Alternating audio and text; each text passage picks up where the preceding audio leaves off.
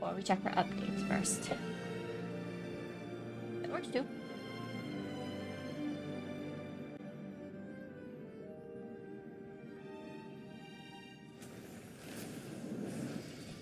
Where we could like connect to the correct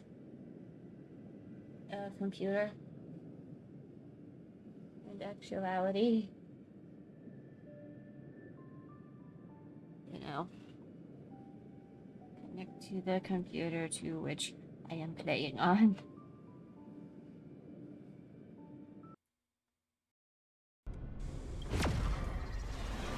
Okay. Are you ready for more story? I'm ready for more story.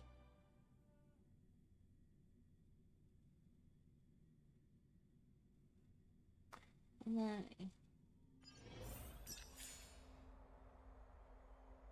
I just?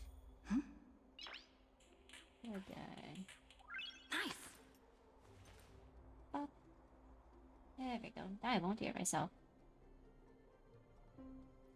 So, we left off coming to this new place, and Lygus is still a pain in the ass. Oh, I cannot wait to explore. Let's explore.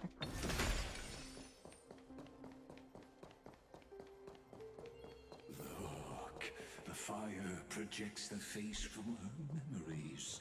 An actress upon the stage of this play.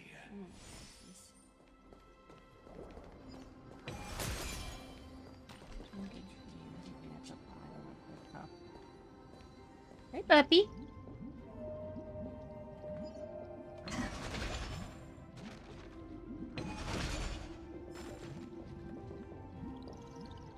Dark tides flood the sea, and our kingdom teeters on the edge. Is that my thing? That's not. That's the game audio looking like. Fairly good. So it's just my end. That's better. Fear not. Our queen has gone to the borderlands. She'll quell this calamity herself. This is the scene when the Chrysos heir of ocean was born.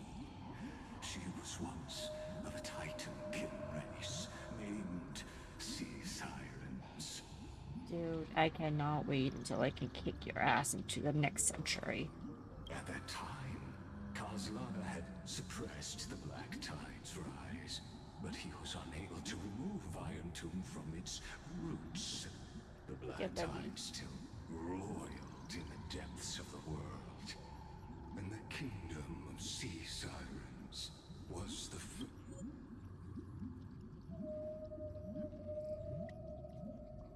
first to face the destruction ahead.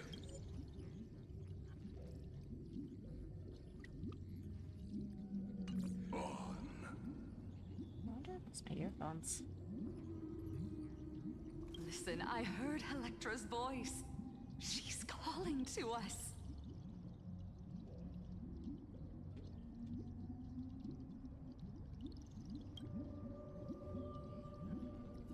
Let's go. Her voice carries the queen's command.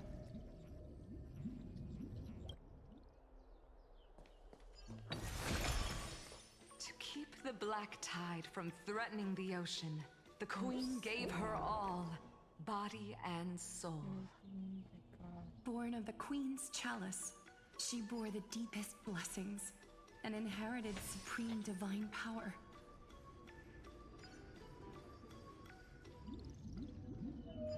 What is that?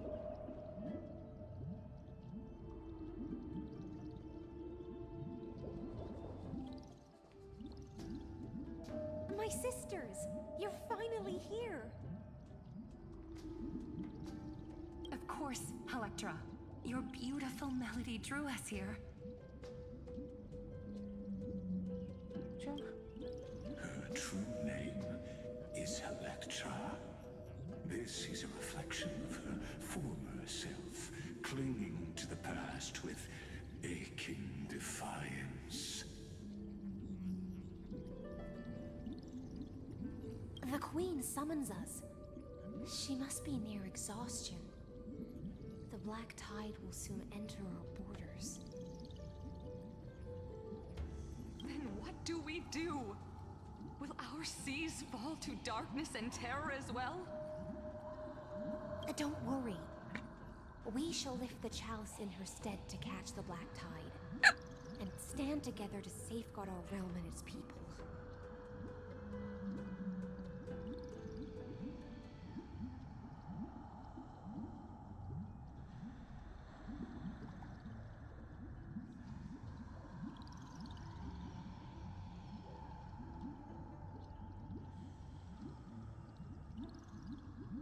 Such tiny titankins, thinking they can stop the tide of truth. How Why is that here? naive. And that naivete is the root Okay. of all suffering. Is it now?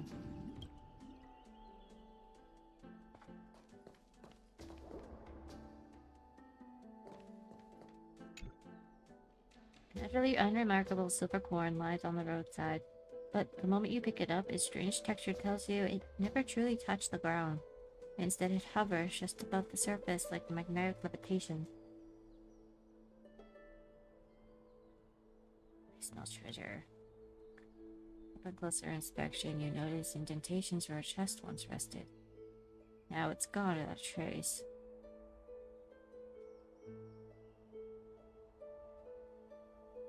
As expected, Bartholus.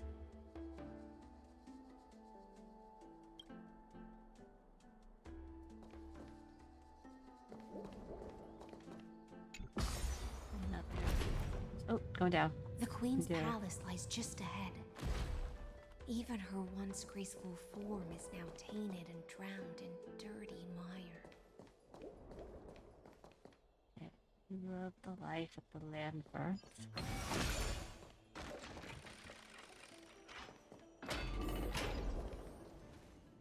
To protect their feast, you're willing to swallow the black tide. Let tears return to the sea.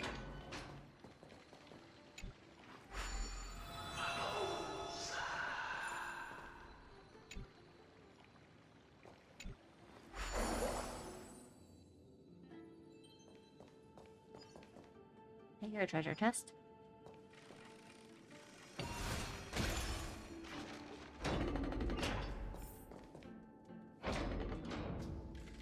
Oh. Oh, Magusa, our noble queen, that we've come at your call. My little fishlings, you swim with such joy. It pains me to speak of the kingdom's sorrow. I once believed I could drink the black tide dry, but even the deepest chalice must one day overflow, and I can hold no more of this filth.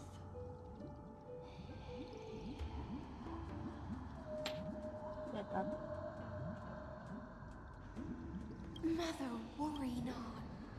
We're all children of the sea. Let us bear your fate together. We'll take up your mantle and drive back the black currents. We'll mend your sacred chalice and take in the cursed filth. My little fishlings, when the spear of strife falls, you may retreat in peace. I promise you, on the surface, the city-states will hold a feast without end in your honor. This is the last gift I can give you.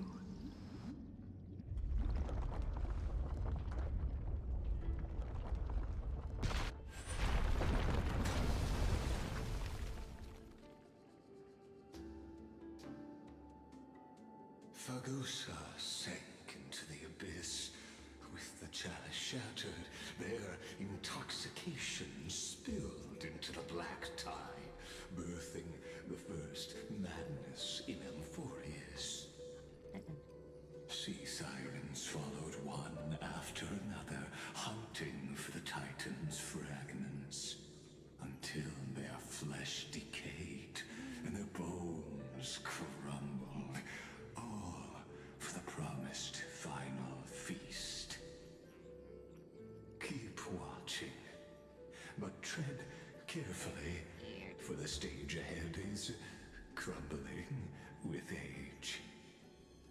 just like her shattered fate. Sure.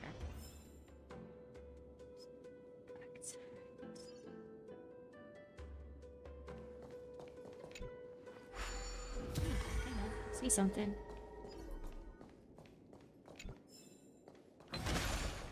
Treasure.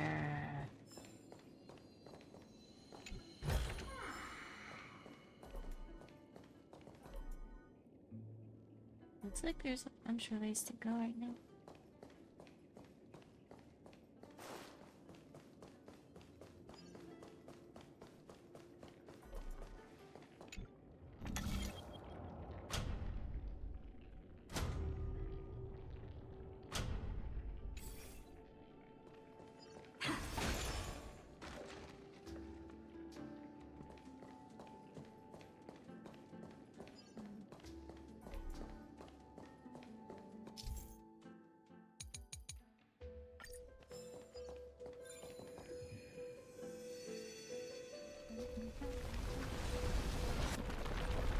Wow. Chandelier's still giving way. Maybe the glow vessel nearby can help.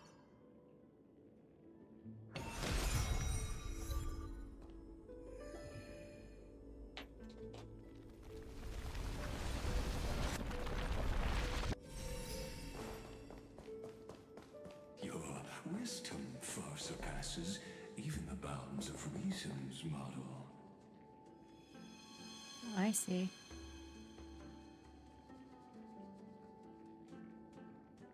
I didn't even notice that.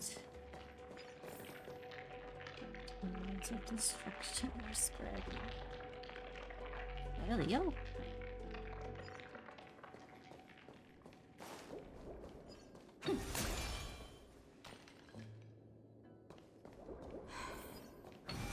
Can't get through. Looks like I'll need a miracle orb nearby.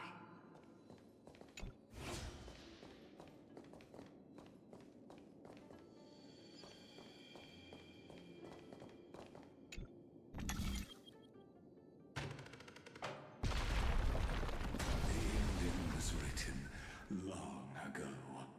Even you cannot rewrite it. Just like this poor chandelier.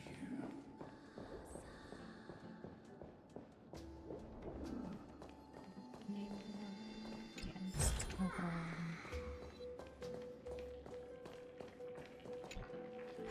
Electra! The fiends have gnawed my tail. I can no longer swim to the far seas. Electra! The black sludge has soaked my fins. I can't dance with you anymore.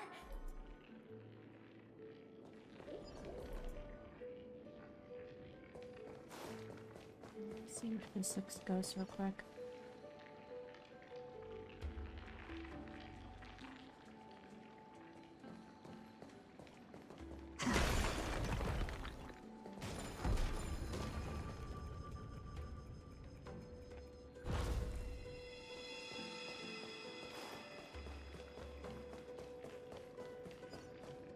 Yeah, it's just can't really go there right now anyway. Sisters, don't give up. Remember the Queen's promise of a feast in the city called Styxia. I haven't forgotten. It visits me in dreams every night. I dreamed of a shining city, its lights piercing the deep bloom of the seabed. I dreamed of children placing garlands on our boneholds, and poets praising the sea sirens for shielding the world. But what a shame. We can go no further. Please, sing to the humans for us. Sing of the deep sea's legend in our place.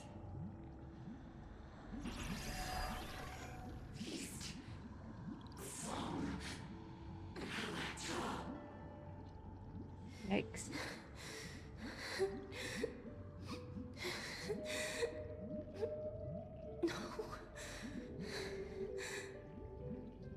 sea sirens were tainted by the destruction. Their flesh rotted away. They became the black tide creatures of this cycle. You know, I'm starting to think he just likes my company. Farewell, sisters. I can't say I like his though. I'll finish this last task.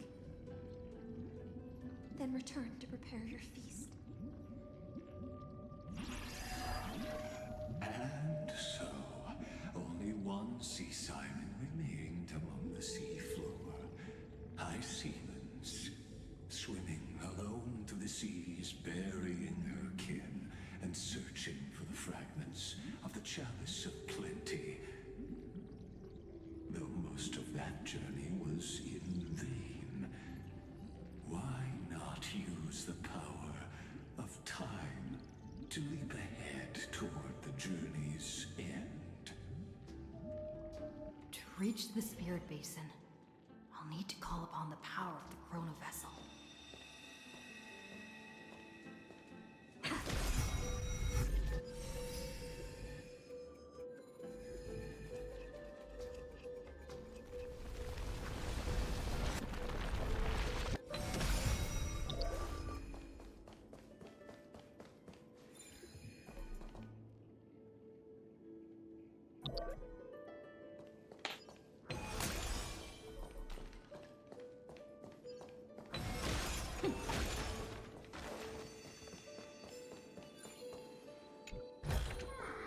Looks good.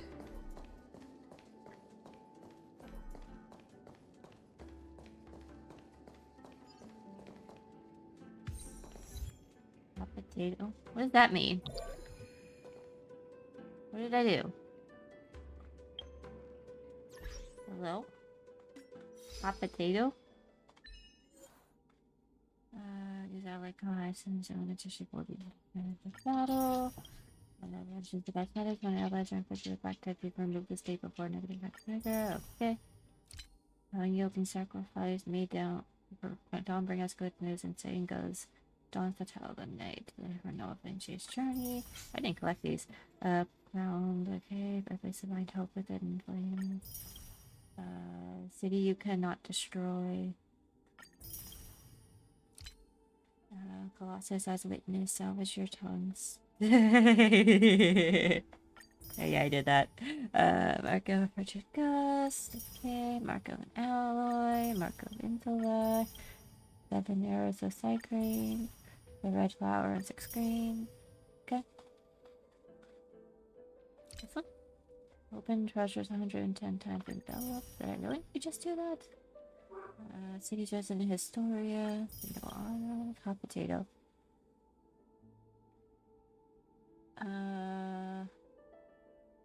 That's what that was. Wrong prayers can be recited once more, but there's always a limit. Use Oryx's prayer to cause an object to remain in the rewind state for longer than 30 seconds. I'm fairly certain I did this.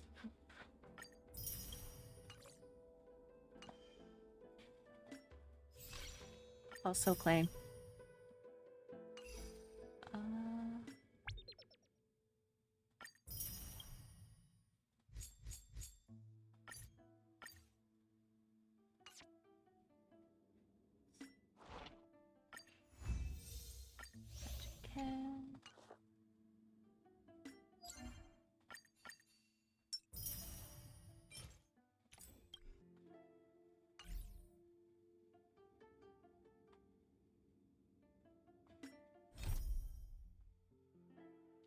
I got a lot of stuff to do, but I haven't been able to get to.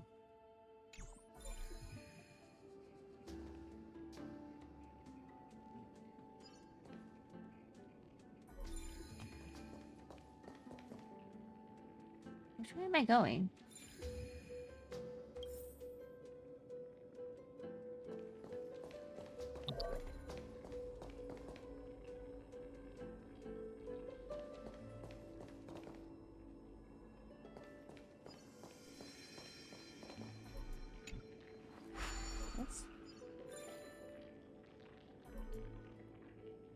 Oh, hey. I saw that. Gimme, gimme, gimme, gimme, gimme. Where's the treasure chest? Let's see. Occasionally... Ooh, this is new. Teleporters occasionally appear in this current destiny. Teleporters have two states, open and closed. When you enter any teleporter with the same energy color, you will be teleported to the other end, and the teleporter will close.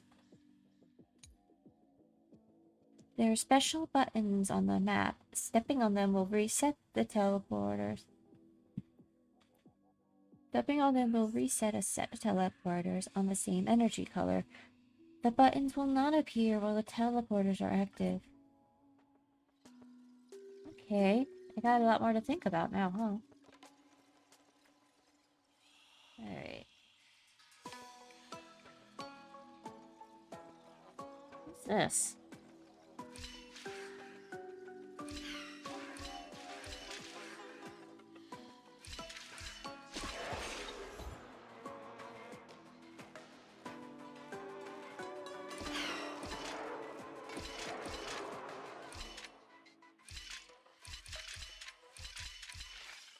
Oh, that's the button. Okay. That's the button. Alright. Let me see.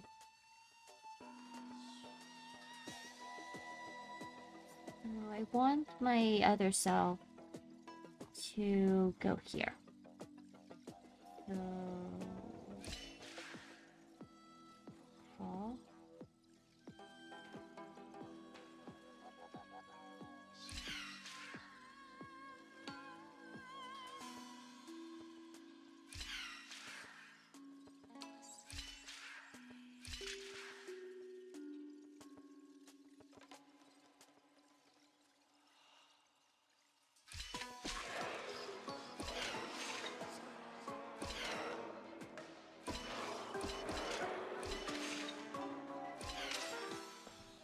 Oh, I had it! I actually had it!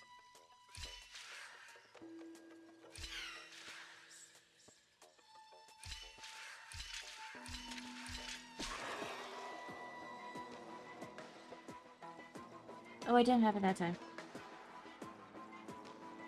Yeah.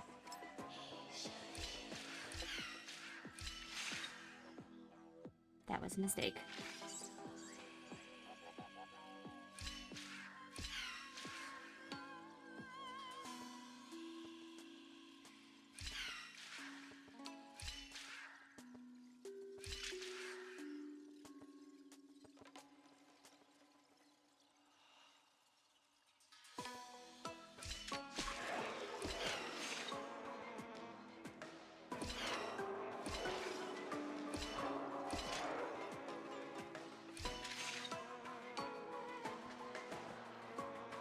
It needs to stand on this button.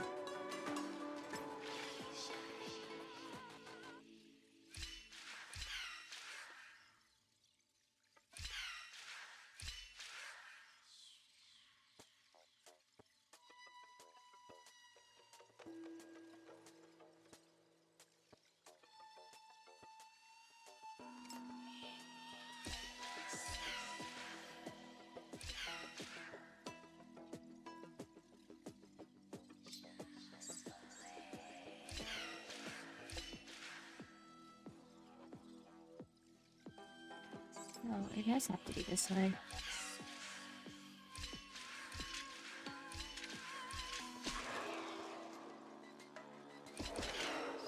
Fuck.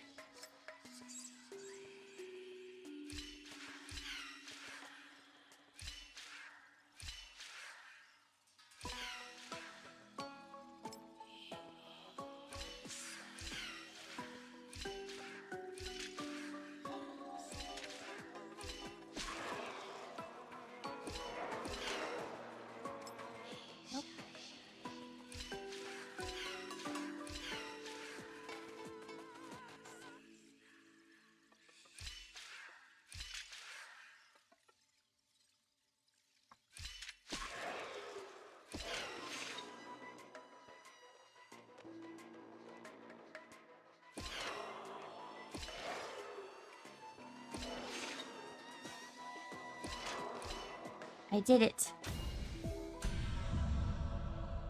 I did it.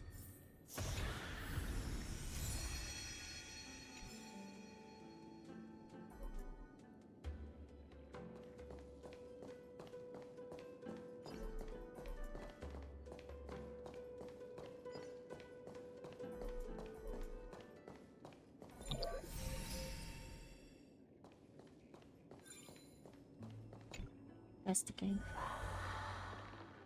Oh, interesting. Revived mother, sisters. At last, the Chalice of Plenty is whole again.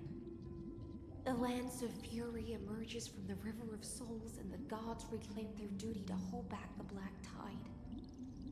I am freed from endless toil, and now walk toward the rites at Styxia. I bore my sister's dreams upon my back, took on a graceful human form, and hope to find a grand celebration on the shore.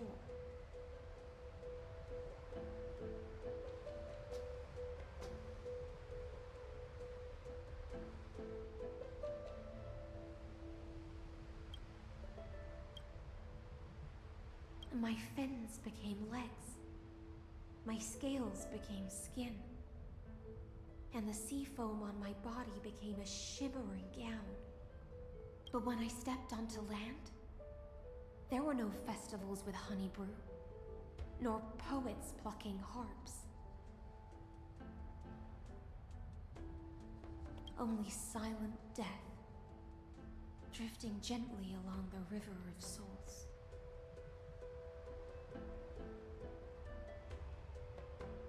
When she fulfilled her wish, she only found Styxia to have already repeated the mistakes of previous cycles and was swallowed Hello. by death.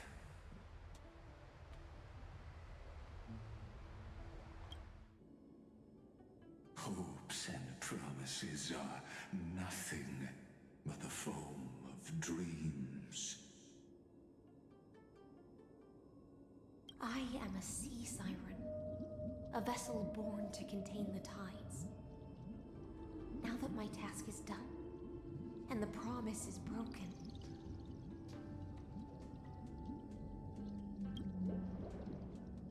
how Supplies. am I to go on in a Confusion, world pain, drowned in shadow? ability. Fagusa, my noble queen. She evaded my questions with drunken stupor. She told me a grand feast awaited me in the surface world. So I wandered lost, groping through the dark. The feast she spoke of. Where is it? Lonely Blade, I shall grant you everything you seek.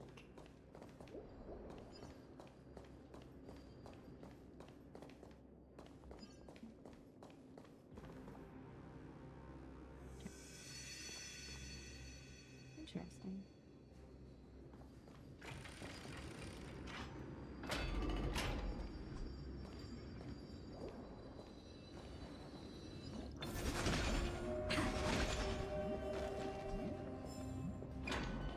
It's everyone. After wandering the surface for ages, the lost sea siren met her future conspirator. You quelled the wars alone and forced strife into retreat. This swordfish that commands thousands of legions, whom does she serve? Where they met. Yes, Saritra, long before she became the Imperator, was already burning with ambition. Sovereign who follows prophecy. I am no one's sword. Then how about letting the sword dance for me? And letting the violin sing in my name Tell me, what is it you seek? All I want is a feast where I might belong. Such a demand is trivial with the Sovereign's authority. I'll grant you a banquet worthy of conquest and comrades to toast beside you. But night, you must offer me your heart. My heart? Yes, a loyal heart that will generate no betrayal. You were deceived by gods and drowned in the ocean's darkness. But now, I will lead you forward and be your light. So be it, noble monarch. The law you proclaim shall govern my every breath. So be it, noble monarch. I am simply becoming someone else's vessel once again, and accepting a duty given to me. And thus, in her hollow drift, she finally found a new purpose, like sunlight piercing the deepest trench.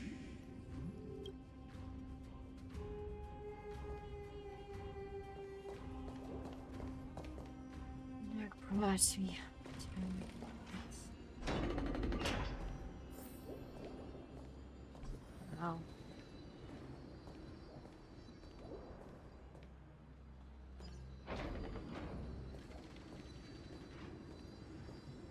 That's a confusion. Noble monarch, I've cleansed the foulness from the road as you commanded.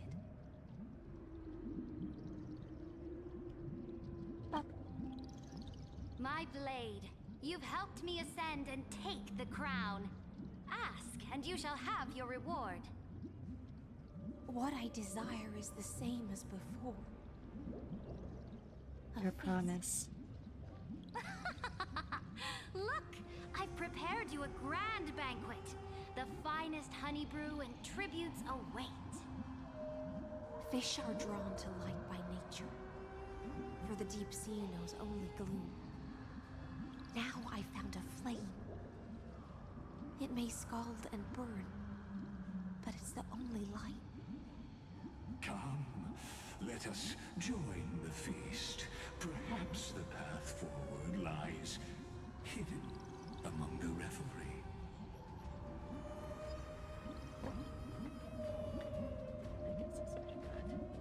Garment maker. This mannequin hides in a corner of the square as if excluded from the past stage plays. Was there simply no rule left to give it, or did the dream's master will it to remain untouched by the smell of the sea? You can't tell. Garment maker remains silent, or perhaps his voice has already been lost to the sea.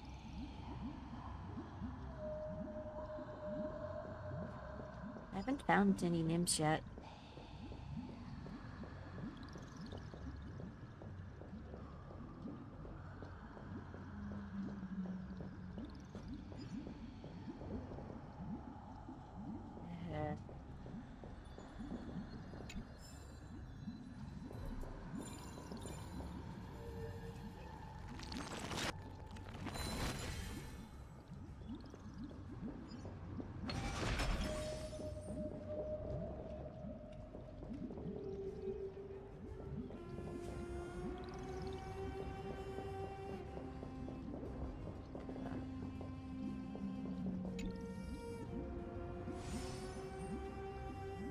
Inventions, cruel entertainments?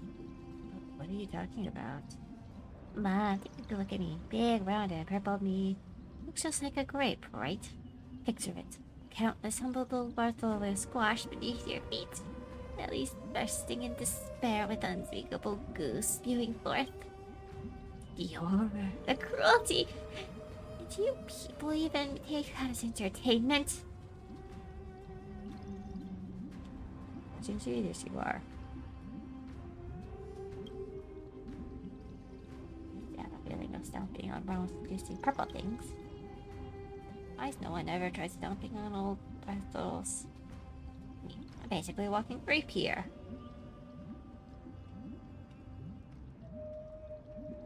I'm tempted. So we have that's what you care about, as expected of you. And Mom, there's a pervert here.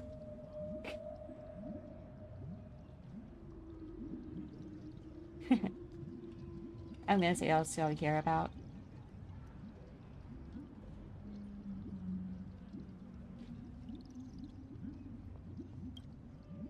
Now I'll let you speak to me. That settles it. Either you squash me or I squash you. One way or another, someone playing with me today. Oh, lovely.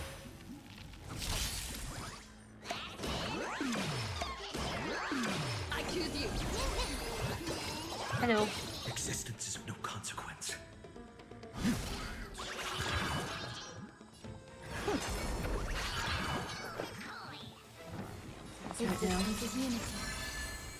Hello, hello. Future will come. This is being in sync. You can do it.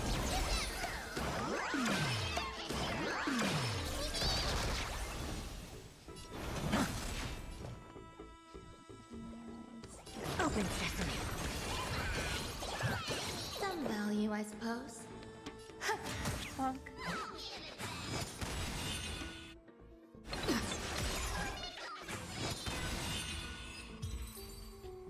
Alright, there we go, there we go. Reach the end of the story in your own.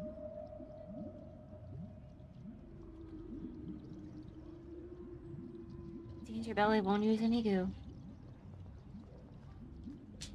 I read it earlier, my precious tummy would have got into. Anyway, the poor old Bartholos. Unloved and tragically. Hello there, you're a puppy. What's up, puppy? No. Puppies. Puppies.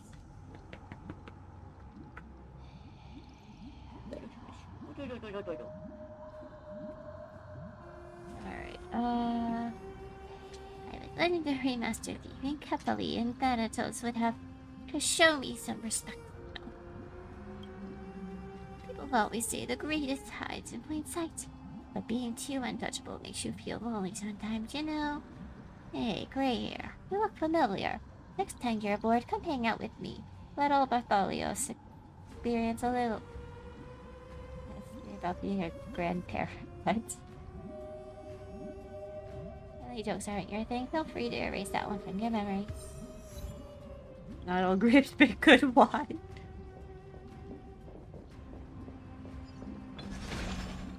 Oh, hey, a puzzle. Gimme. Oh my gosh. Thank you. Got it.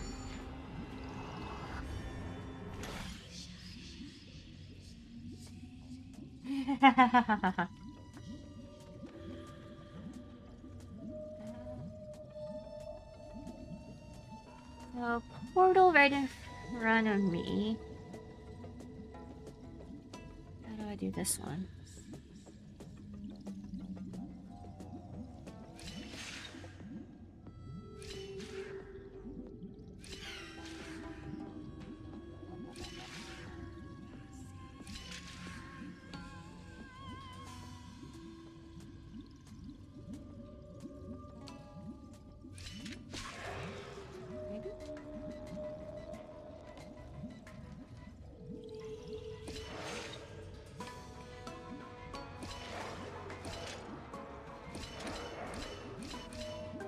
Come on.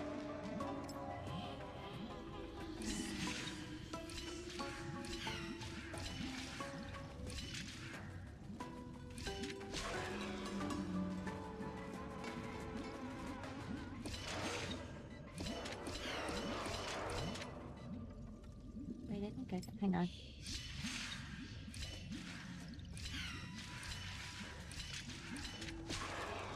Oh, wait.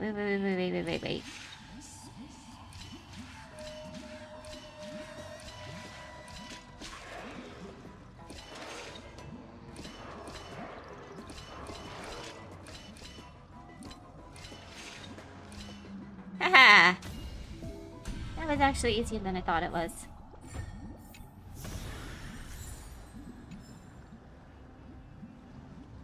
Have you heard that the Imperator's about to begin a new campaign? Her glow. What made you drink so much? Oh.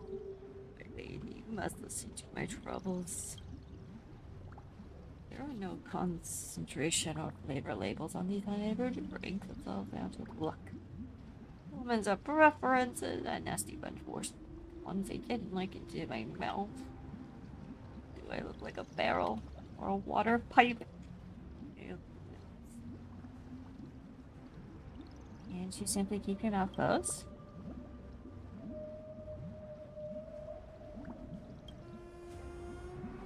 Like a lion. Yeah, stop drinking this. Brew at once. What a unique name.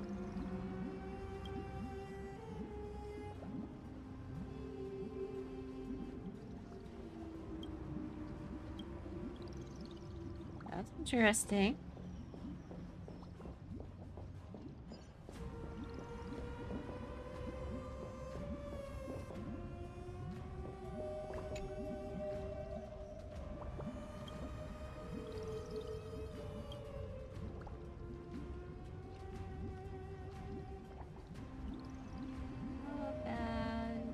You.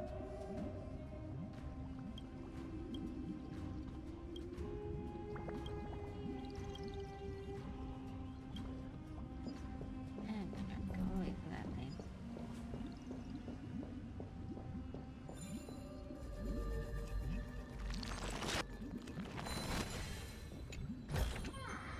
Is that all? Guess I've already went around. I guess we'll continue the quest for now.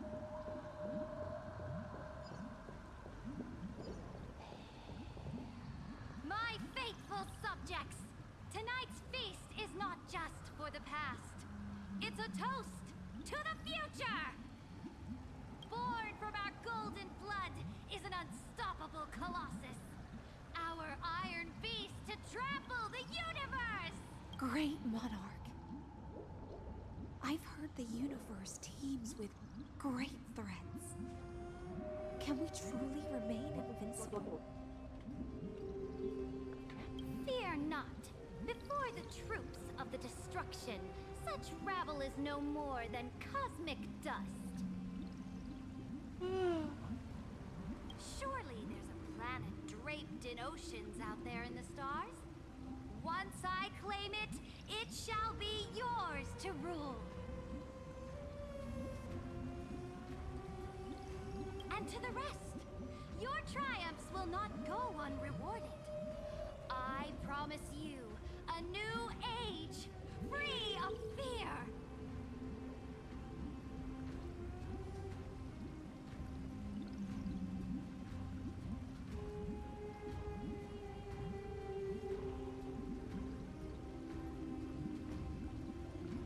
Okay, I can do that better now. Now, raise your cups to our conquest among the Sea of Stars! Sea of stars! Sea of stars! Conquest among the sea of stars. What a grand vision. Yet, to the siren night, only feasts still stir her heart. Seriously, why do you have to attach to me like a leech? Come now. Join me. Witness the end of this futile dream.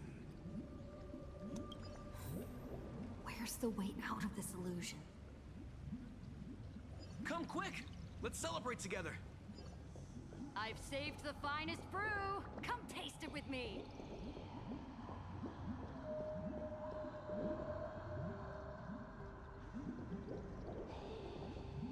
Noble knight, Gotta be some you way out are of this. truly a blazing spark.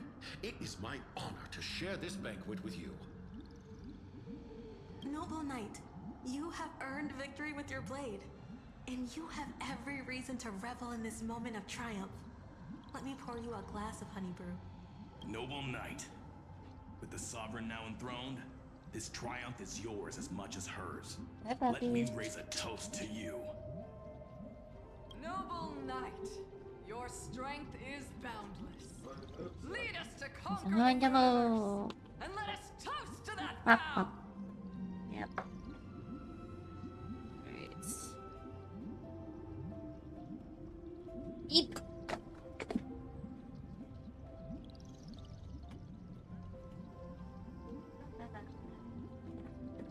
Okay. Then drink we shall. Raise your glass.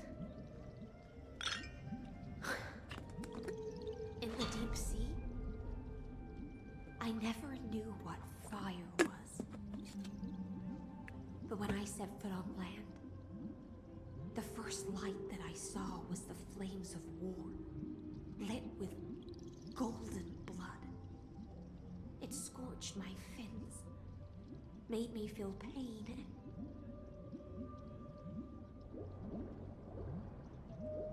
ignited an unprecedented hunger. A hunger that flickers in every hero's heart. Woof, woof, woof. So bright. Look! The monarch herself has taken her seat! Hear that? The court sings her praises! Come! Join us in...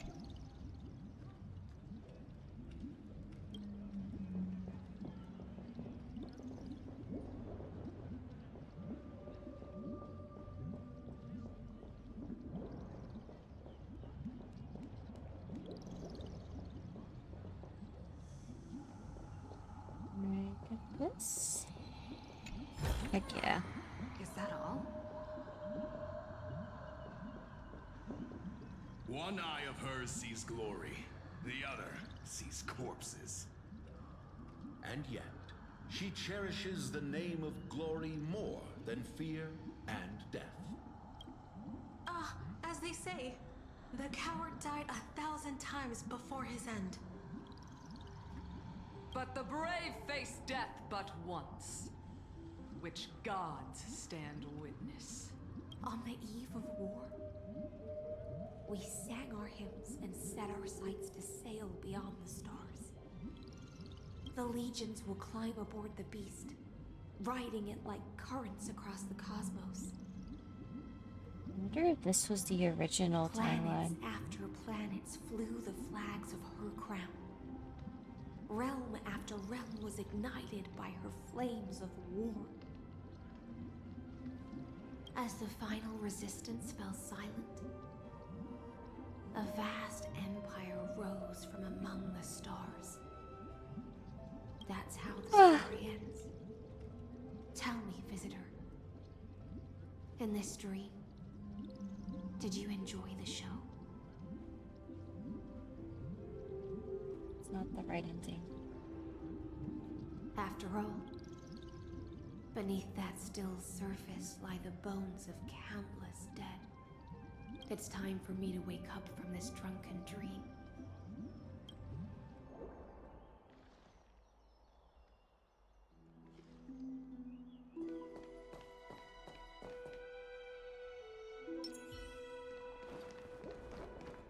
Light up the dawn.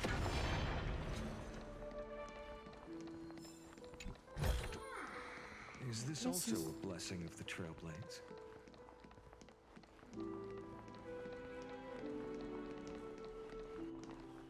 Which way? Okay, hold on. Light up the dawn.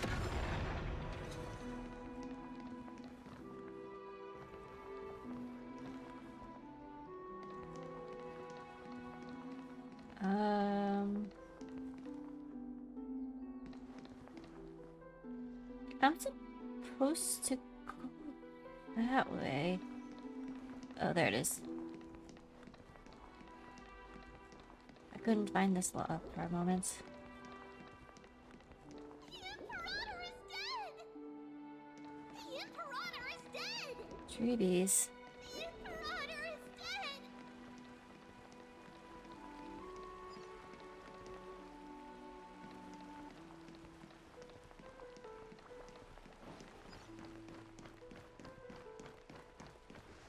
Oh, there we go.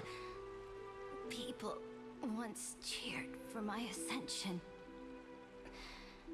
And now they cheer for my fall.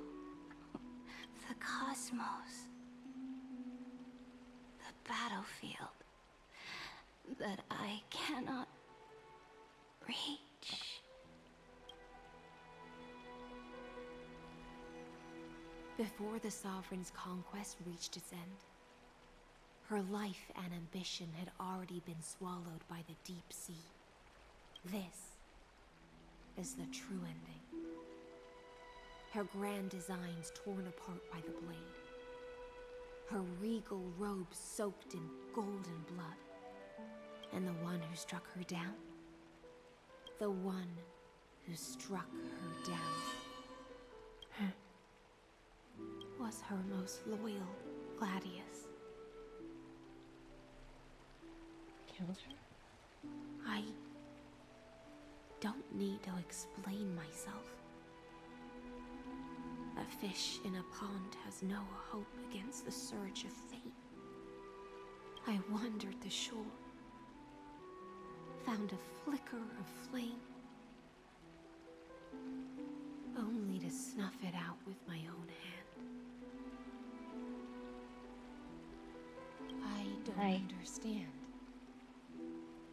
If the ocean's feast, the Imperator's dream, and even Amphoreus' existence are all illusions, then what's the point of our journey? I was not expecting sadness so early on. When the Deliverer returns, I will let this absurd celebration come to an end.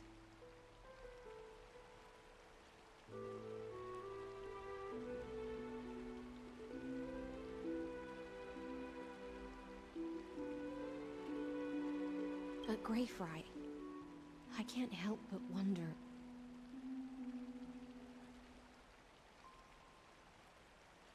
How I dearly wish this feast of the Flame Chase would never end. It seems she sensed your presence. The Fantasia's foundation is starting to crack. Let's return to the prologue. Remember the allegory of the cave?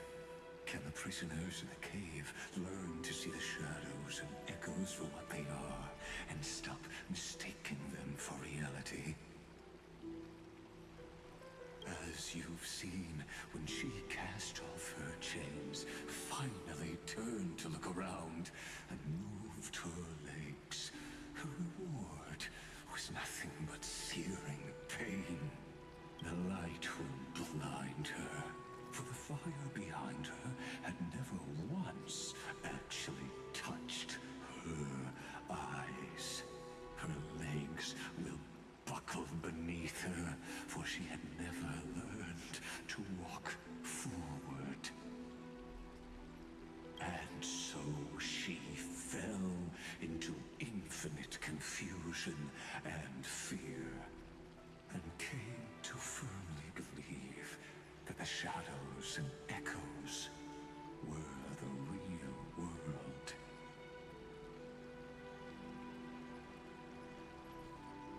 But we in the cosmos, are we truly any wiser than she was? No, nameless one, fateless one. Ask yourself this. Oh, no, I'm not.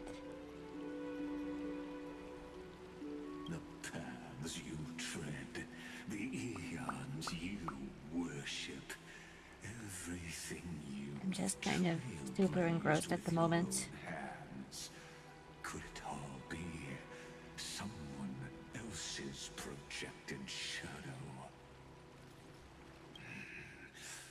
Let's leave that question till after the curtain falls.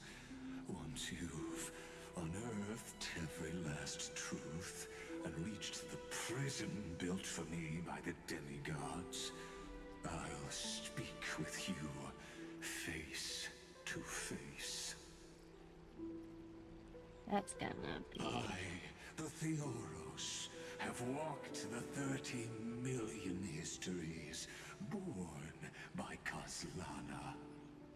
1,000 years is a mere atom in a grain of sand to me. Amphoreus, compared to the cosmos, is but that grain upon a whole beach.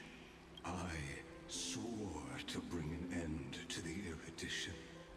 Would I really let a single grain grind down my mind? Now, please. I don't know. I seem use to the live in their power of country. time to open the gate to the ocean's depths. Go, find the prison warden tormented by loyalty. Find her. Step into the world's vortex. And once there, end everything between us. That palace reflects the heart of the demigod of ocean. Intoxicated, stagnant. There, you'll witness the true beginning of the saga of deliverance. An ugly history, long buried by tides and shame.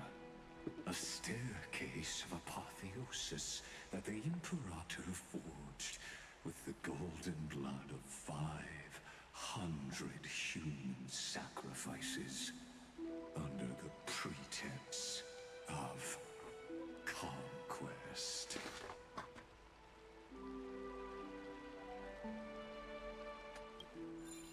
I'll wait for you at the heart of the world.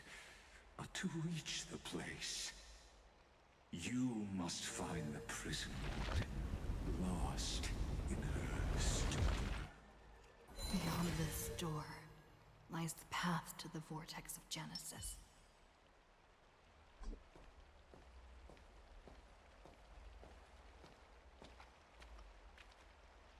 Just the treebies running around.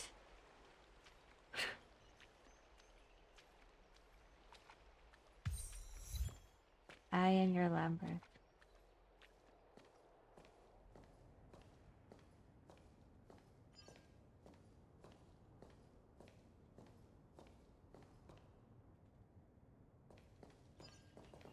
Oh.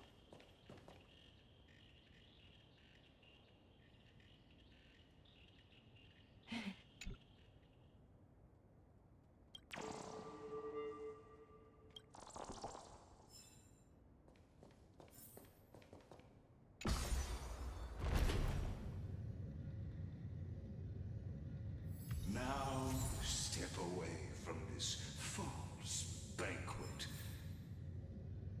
And then onto that bloody stage.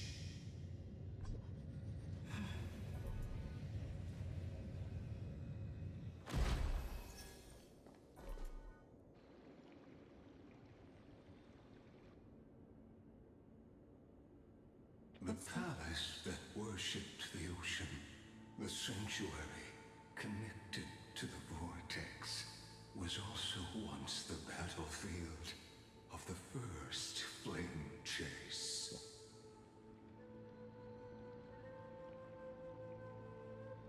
The flow of time is slowed down.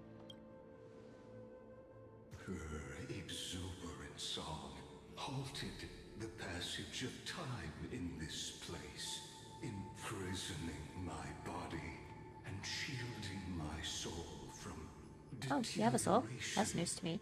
All just to await your return. The twisted time and space reflect her.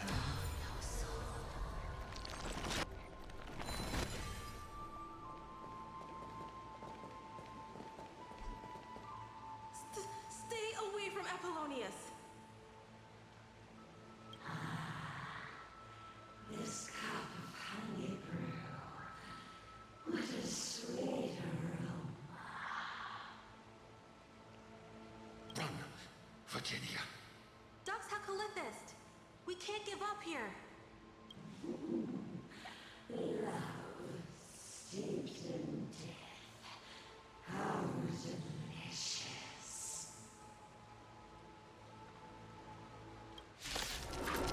I guess we're fighting.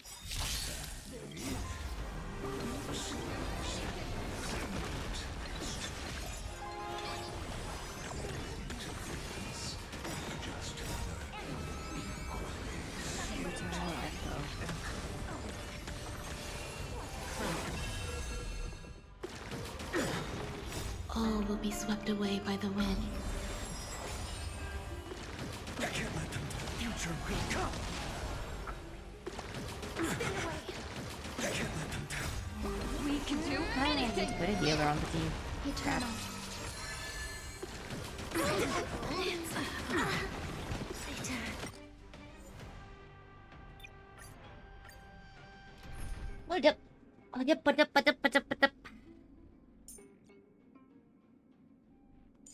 Sunday. May our journey be free of troubles and lead us starward. Ideally. I Lumen need you for If bones. anything happens, Sadly, you see this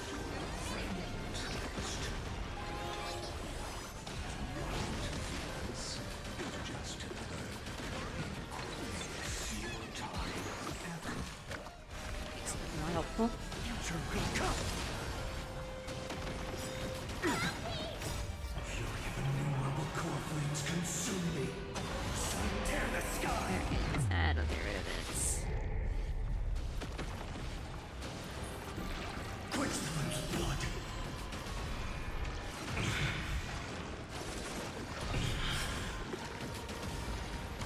Her agony. Quench the flame's blood. Dun-dun-dun-dun. Granted with strife. Hang on, most enemies stand no chance.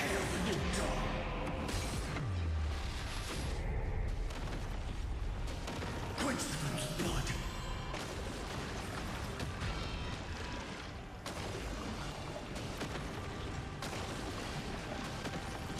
Her agony. Bonk. Tear the sky. Apollonius, look. I chased the enemy away, but I think I can't go any further. I'm sorry, Virginia, for letting you. It's okay. I'm glad to die by your side. Ah, such an ironic twist of fate. Oh, shut up. Even as the foundation of the world crumbles, the heartless Imperator still made the same decision she did in the past 30 million cycles. During the first Flame Chase journey, the Flame Chase Legion stormed Styxia. Tens of thousands of sea sirens surged from the River of Souls, crashing toward the heroes like a tidal wave. The hell before you is the recreation of that very battle. Apollonius, look. I chased the enemy away.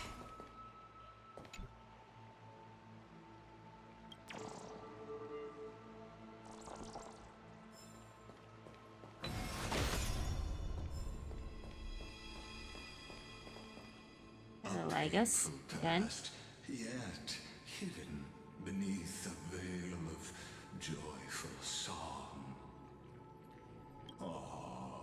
Two discarded data clusters waiting for someone's return, it seems.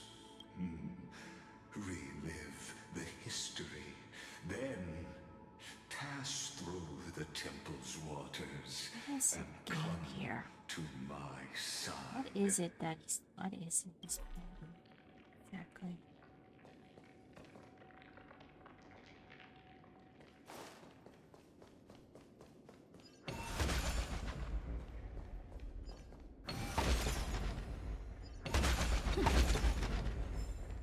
Can I be honest? But I like seeing everything just like... No? Just down there.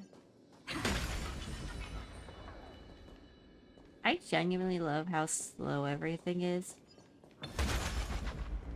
right now.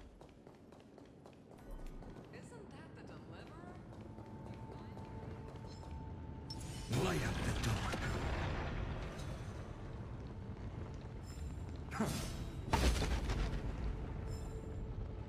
This is actually kind of cool because you could see how weapons, though everyone's weapons kind of work. Light up the dark. Not what I wanted. A day of peaceful repose. You finally made it.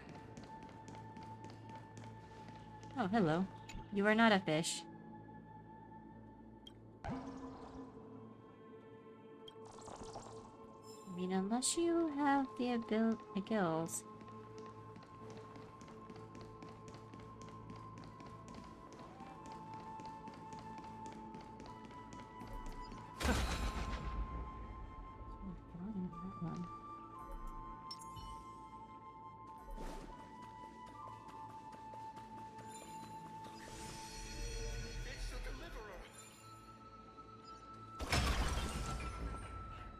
The deliverer? She's back?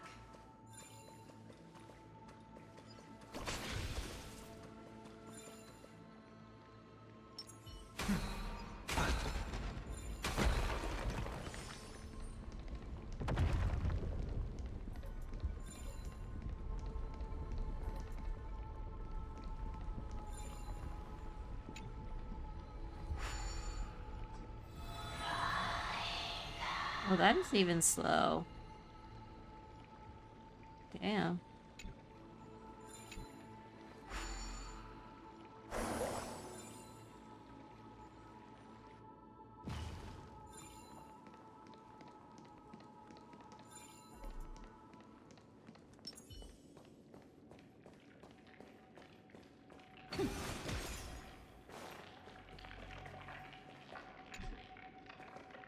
Looks like whatever's in there is stuck in there. I'll have to come back for it.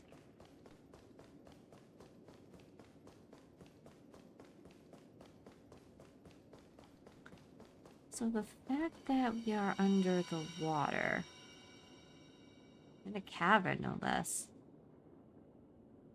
that's insane.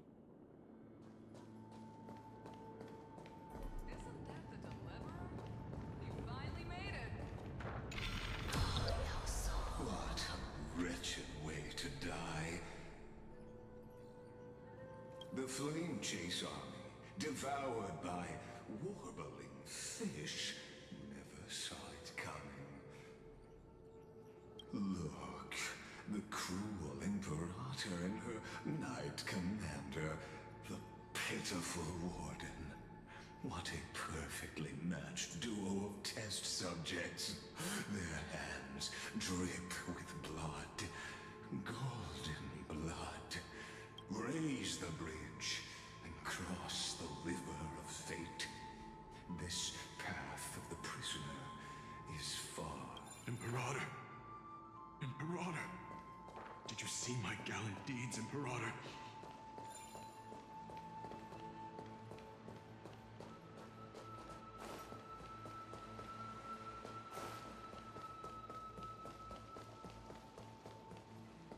Imperator! Imperator! Did you see my gallant deeds, Imperator?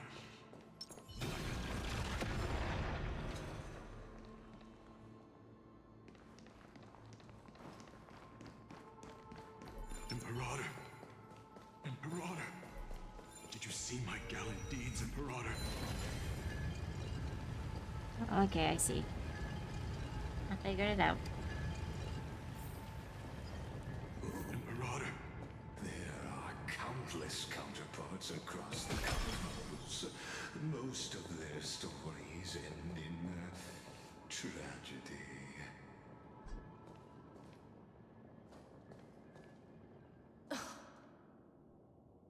Imperator, why did you... You're here, Dux Gladiorum. You ordered me to seal the sea route and handle threats from the rear. So why didn't you wait for me to return? Why send the vanguard ahead and let them die in vain? Die in vain? No, you're wrong. Their golden blood won't be spilled for nothing. The other dukes have paved the road for me to become the god of law. The trial of law? You never spoke of this to anyone. What is... The one who wishes to bear law must purge this world of its curse, and offer the blood of the accursed as sacrifice. I pondered long on what Talantin meant by blood of the accursed. Then, I found the answer. You, I, and every Chrysos heir summoned by the prophecy are the accursed ones. Just like that arrogant Theoros said, our golden blood is the agent of destruction, the antithesis of the world's fate. Dux Frigoris, Dux Brumalis, Dux Helcalethist. Their fate was sealed at that moment. Dying on a glorious campaign was the final gift I could give them. You speak as if they didn't die because of your cold-blooded schemes. Was their loyalty meaningless to you? Losses are a constant on the Flame Chase journey, among which even life itself holds little value. If a subject marches to war without that conviction, then yes, as you said, shallow loyalty means nothing. And what about my loyalty, Ceridra? You sent me away under the pretense of guarding the rear. Was there any shred of humanity left in you? How? Because you still have a duty no one else can bear. Only you can uphold Fagusa's divine authority. The choice is yours now. Cast off the chains of loyalty and drive those blades through my heart.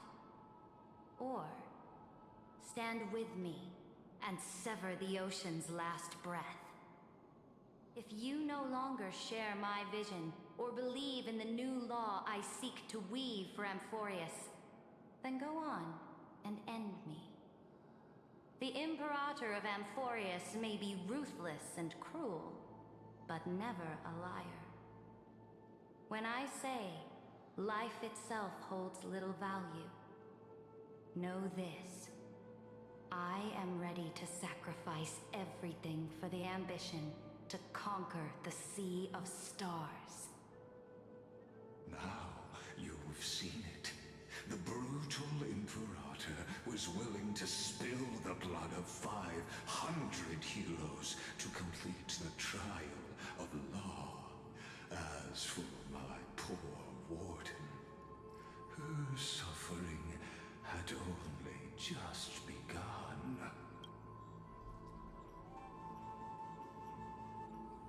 With reasons choose. I'm no storyteller. I have no duty nor interest in filling the history you've missed. I just want you to witness the monstrous choice the Imperator made before the Chrysos heir turned their blades against me.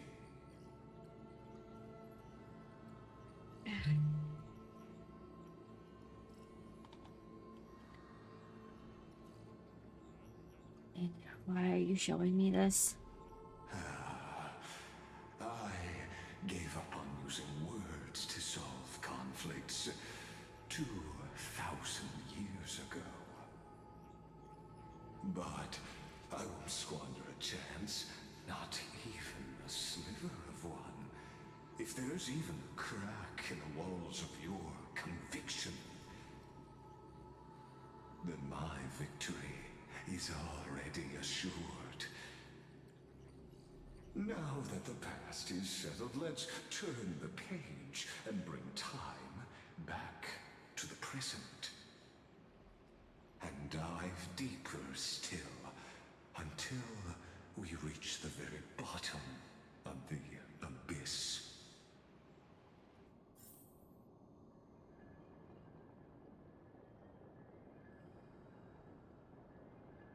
Nope.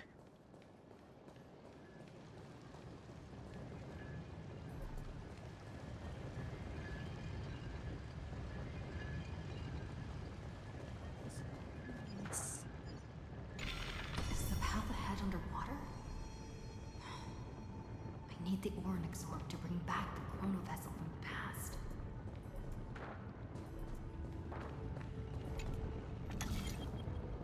Shatter the vessel of time, and let this stagnant pool start to flow again.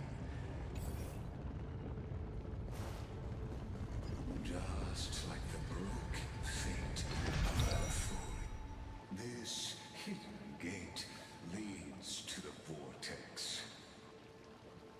Hurry now. The time of our reunion draws near, Deliverer. This hidden gate leads to the vortex. Hurry now. The time of our... Yeah.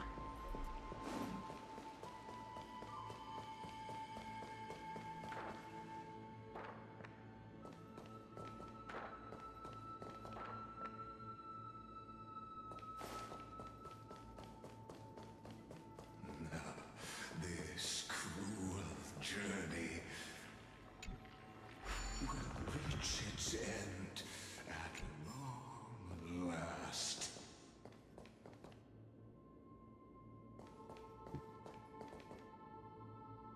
Oh.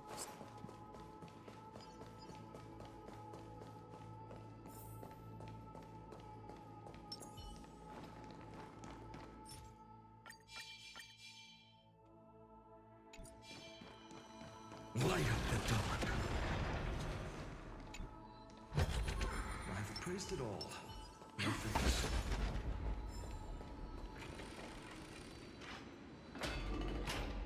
You've been silent a long while, Dux Gladiorum. Starting to doubt your decision? Save your breath. The vortex of Fagusa lies just ahead.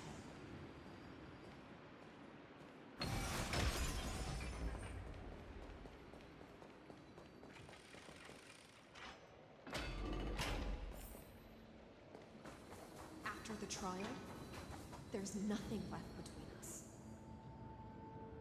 So you'll stop swimming toward the stars, Dux Gladiorum? I was always a creature of the sea. The stars in the sky were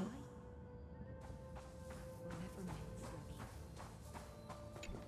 me.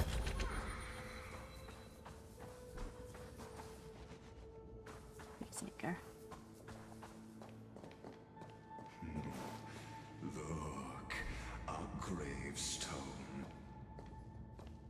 But whose name does it bear? Looks good.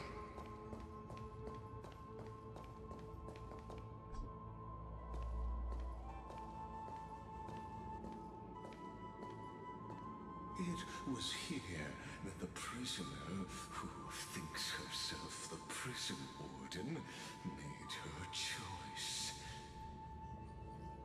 Witness, listen, and awaken. Dux Gladiorum. I've lost count of how many times you've stood here over the past centuries.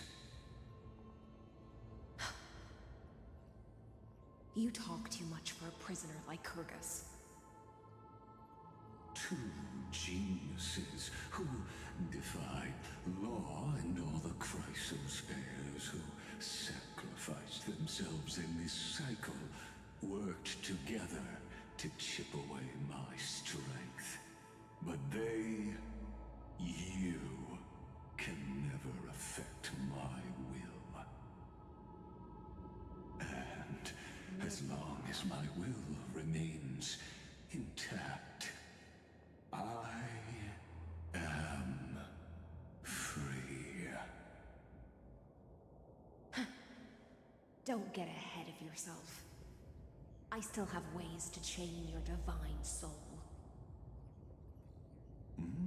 Please, do surprise me. But I'd say your mission is nearly done here, isn't it? Oh, it was here you gorged out the core flame of ocean from Fagusa's body.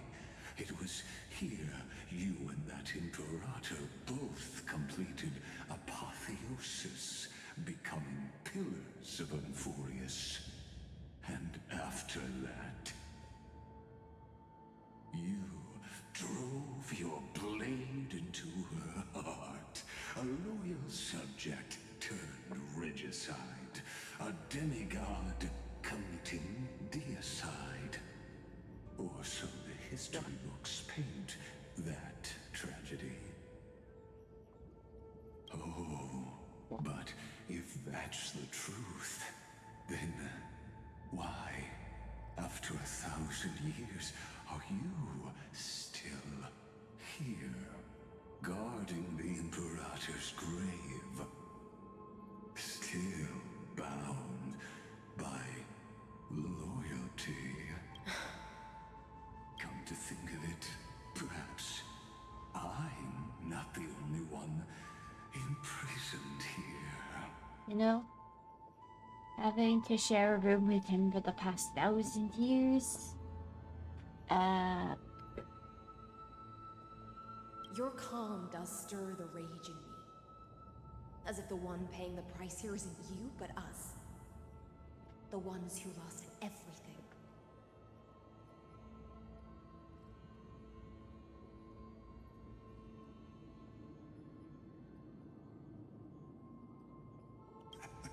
That's only because I've waited 13 million lifetimes for my vision to be realized.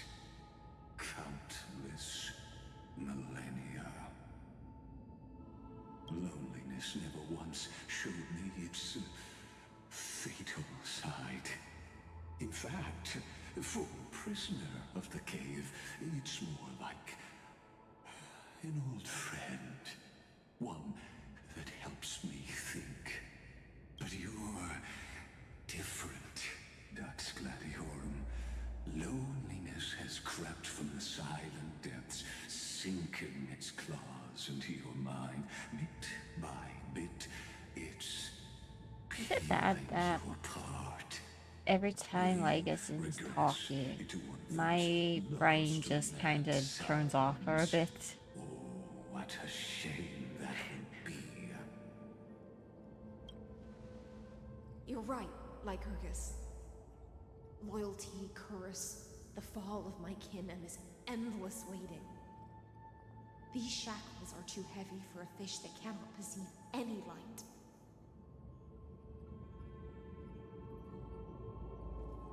I can't break free of the whirlpool that's pulling me under. Nor do I have the unwavering resolve to force myself to wait for that person's return, as everyone hoped for.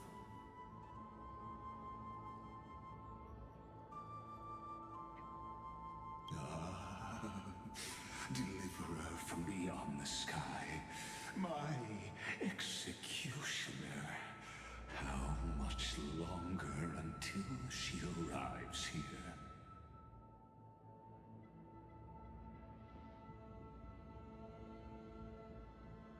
Or will she ever return?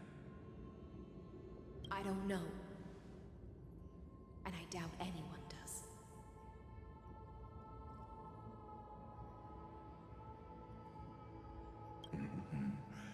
Then, what will you do?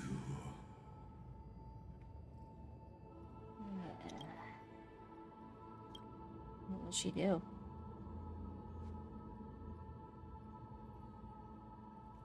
Ceredra. This will be the last time I carry out your decree. Ever Ever since you took me under your banner and made me the Dux Gladiorum, my music has belonged to others. Time and time again, I use the Siren's song to lure the unwary into illusions for your schemes and strategies.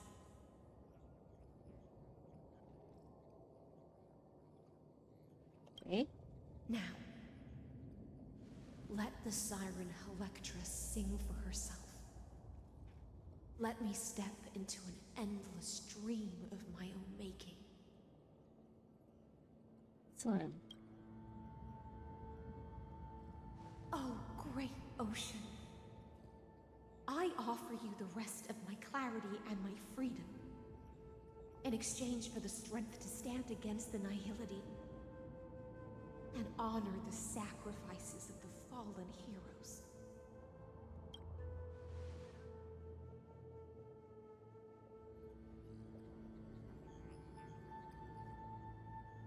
Greyfry, deliverer from beyond the sky.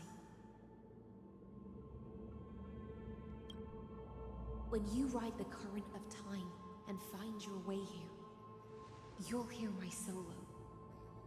It will guide you to the heart of this world. By then, I may still be lost in my self-wrought slumber, but I'll uphold my part of this long relay and guard the shackles that seal VTuber.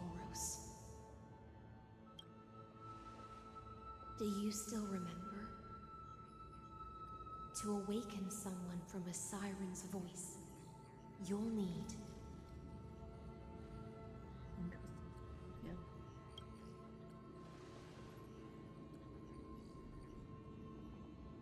The gift I once gave you?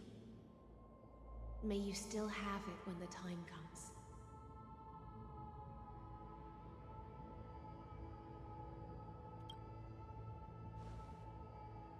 When you return, please pour that honey brew upon this grave.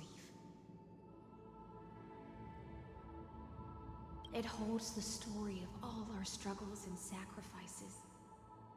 May you see it one day. The prelude Amphoreus wrote for your return, carried forward through a 1,000-year relay.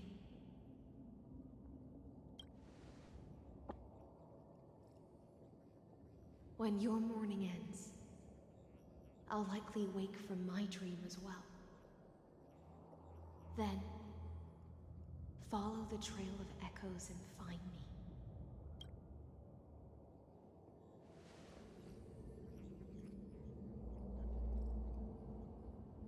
And together, we'll bring judgment upon the sinner who defiled the erudition.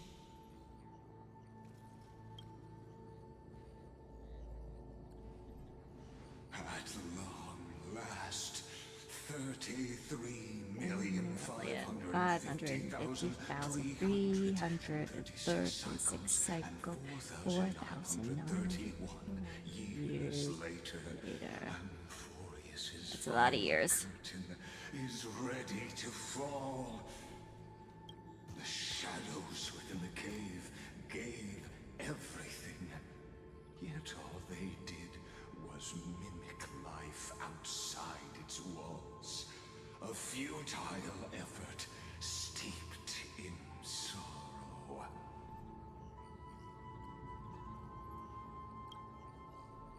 Enough! They were no shadows. Everything they did shattered the darkness of this cave, and unearthed the core flame of Trailblaze. And now, with that core flame, I'll light the dawn of Amphoreus!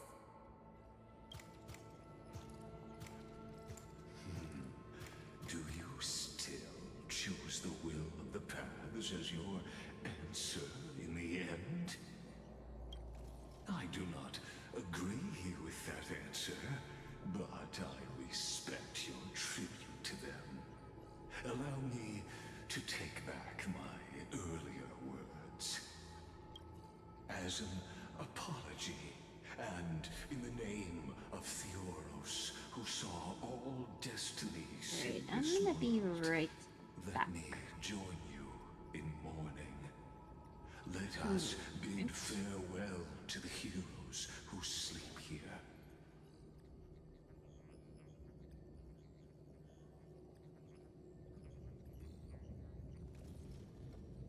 I'll be back. Be good.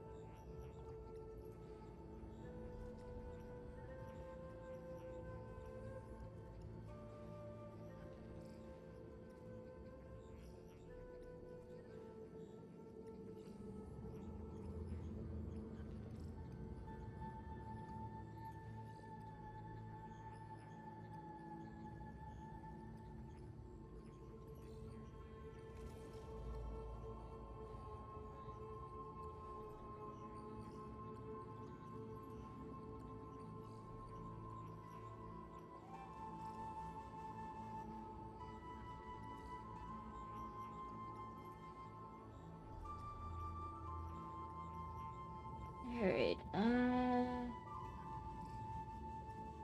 oh, it's right here. Resuming in a moment.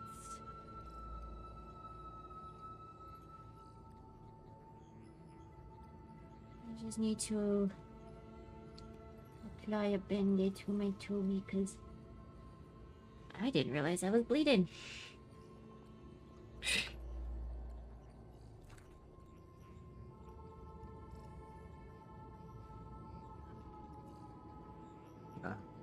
Excuse me.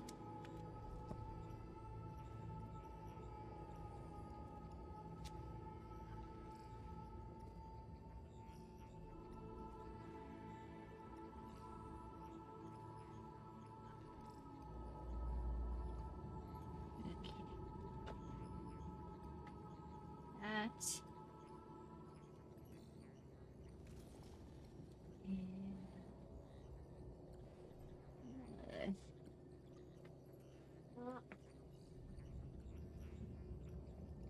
Hello, you're little.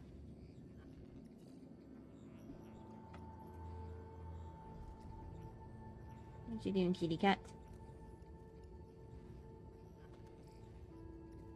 What makes you think you're getting that, huh?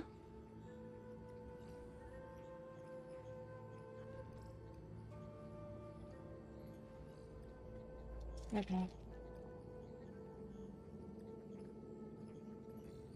Okay.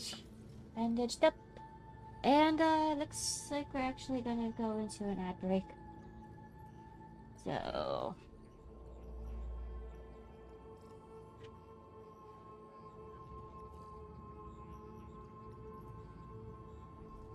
ad time.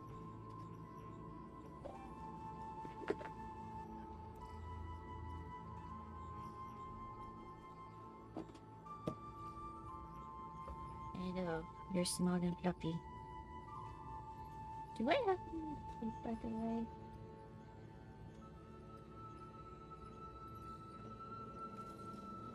Anything to keep this thing from unfolding on my finger?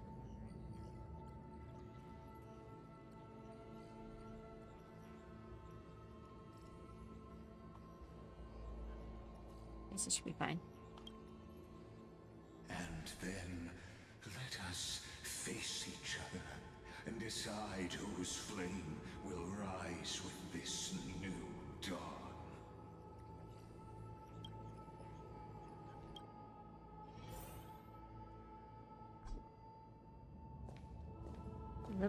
Lebate? I don't know how to pronounce that word. The Chrysos heirs who gave their lives chasing flame. Their fates were not foretold by prophecy, yet they bore no shame in their insignificance. With unwavering resolve, they shed golden blood along the flame-chased journey. Dux Fragoris, Papinius, born light calendar 3743, deceased 3960. Senka, born light calendars 3749. Dux Carolina, Virginia, light calendar 3853, 3960. 704. They're all gonna say the same year at the end. At the end of the long epitaph, Suritra, the Imperator, the demigod of law, deceased like count.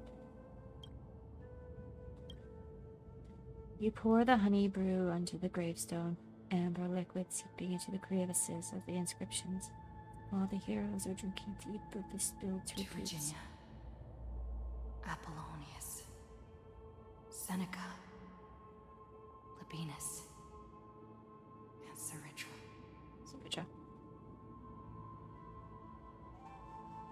Through a brutal sacrifice, they lit the stars of law in this world, propelling Amphoreus's fate forward.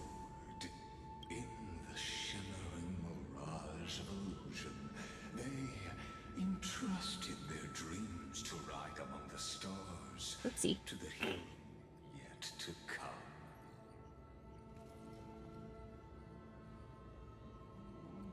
I didn't even realize I forgot. I just took a look at the screen.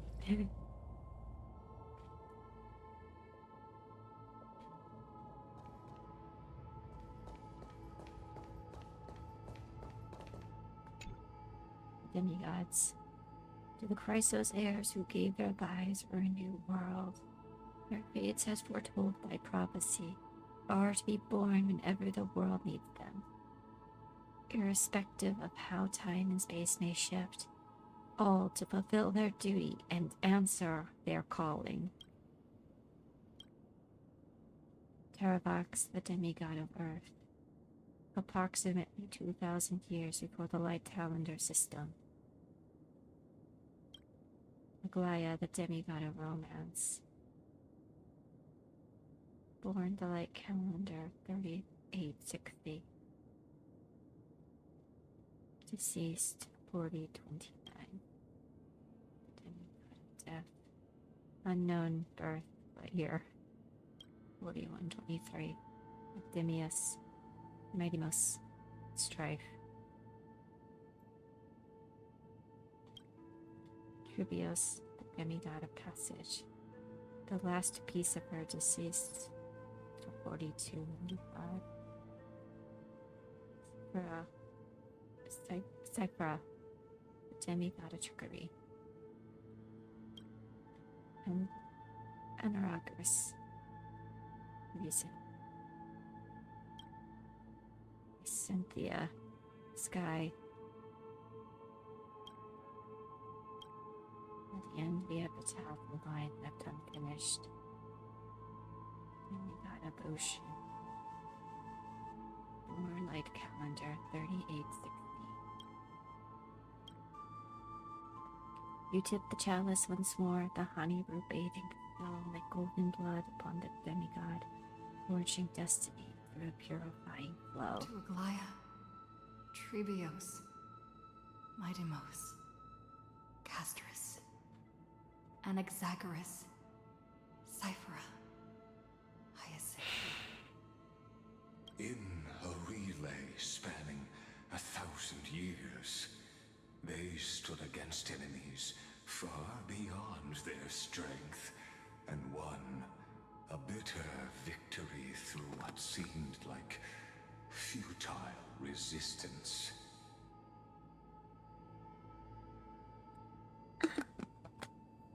And in that same 30 million cycles, also marred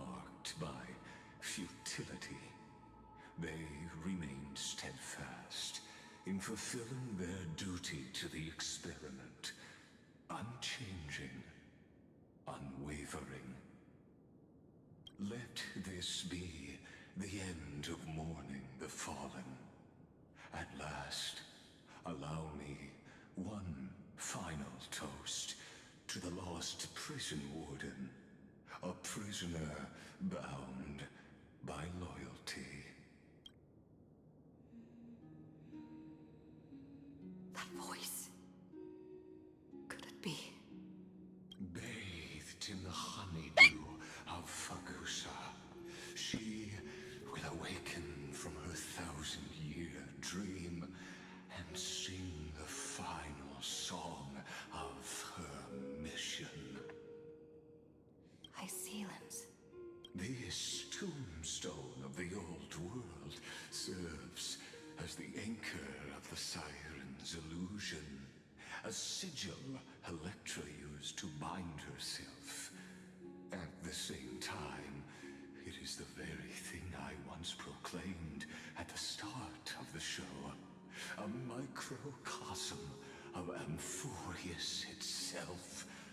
A group of prisoners bound themselves in a cave, crowning their suffering with heroism.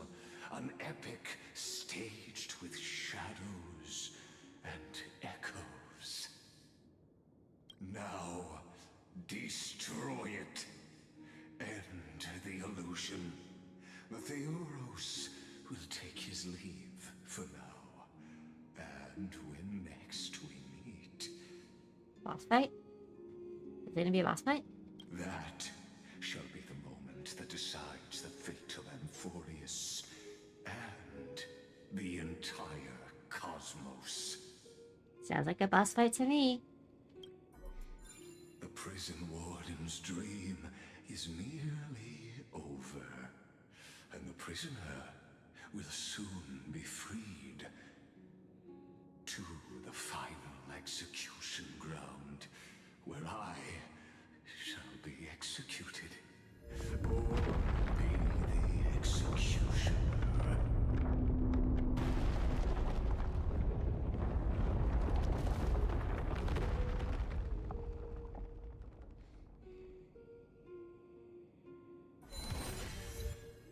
Shadow golden blood for the past.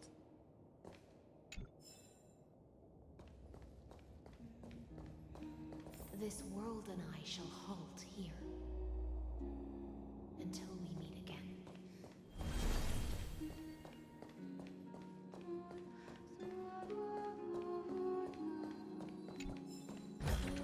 Is that all?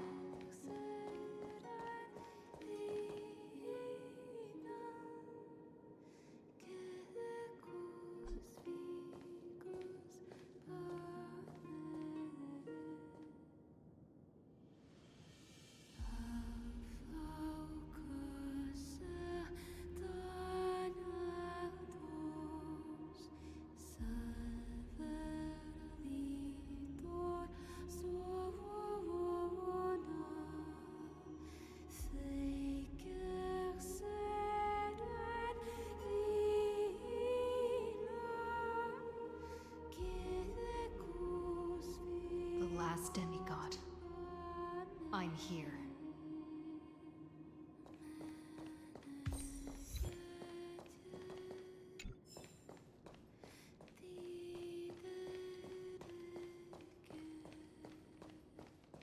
Go forth for the hopes of humankind. Go forth for the duty of deliverance. I'm walking across the spine. For the belief in flame chase.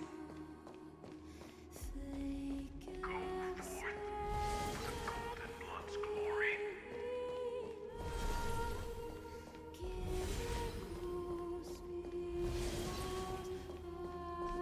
Go forth.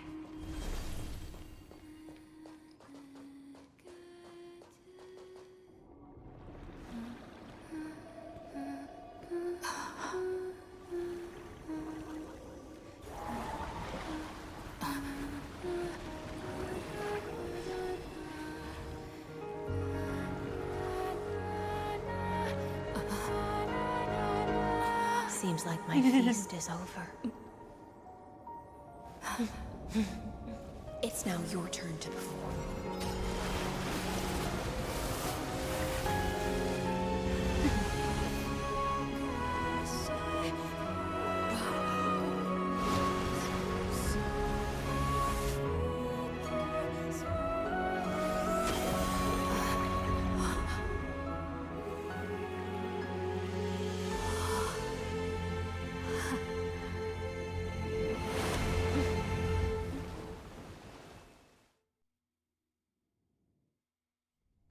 That was so Little epic. Grey Fry, please accept my thanks.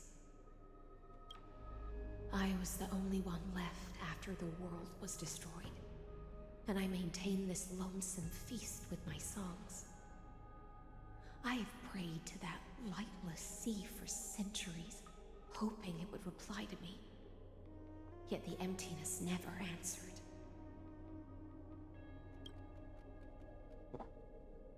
Thankfully, you arrived as promised, and everyone's wait was not in vain.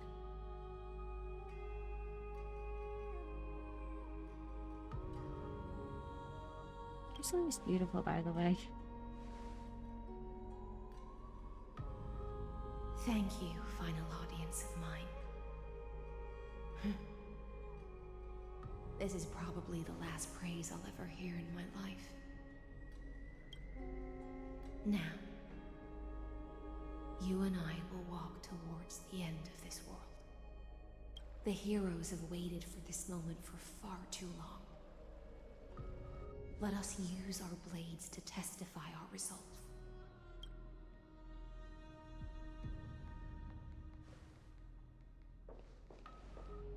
Oh, prisoner of the seas. Theoros carrying 30 million cycles of sin. Slave of erudition. Show yourself. The Deliverer has returned. And the time of your execution draws near.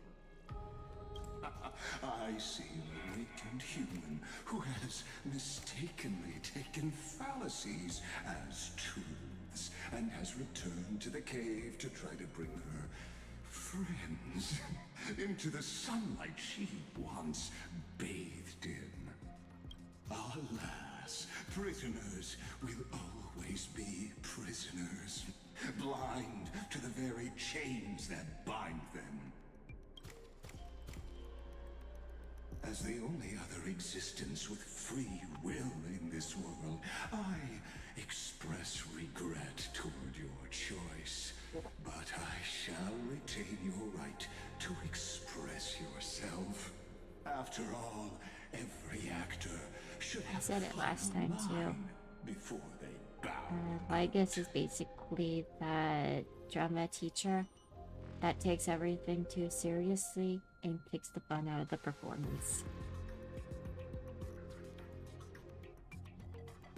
It's time to end everything. I eagerly look forward to it. The last dusk this world will ever see shall become the climax that decides the fate of the cosmos. Oh, what an appropriate end. The Amphorean demigods use every ounce of their strength to constrain me here.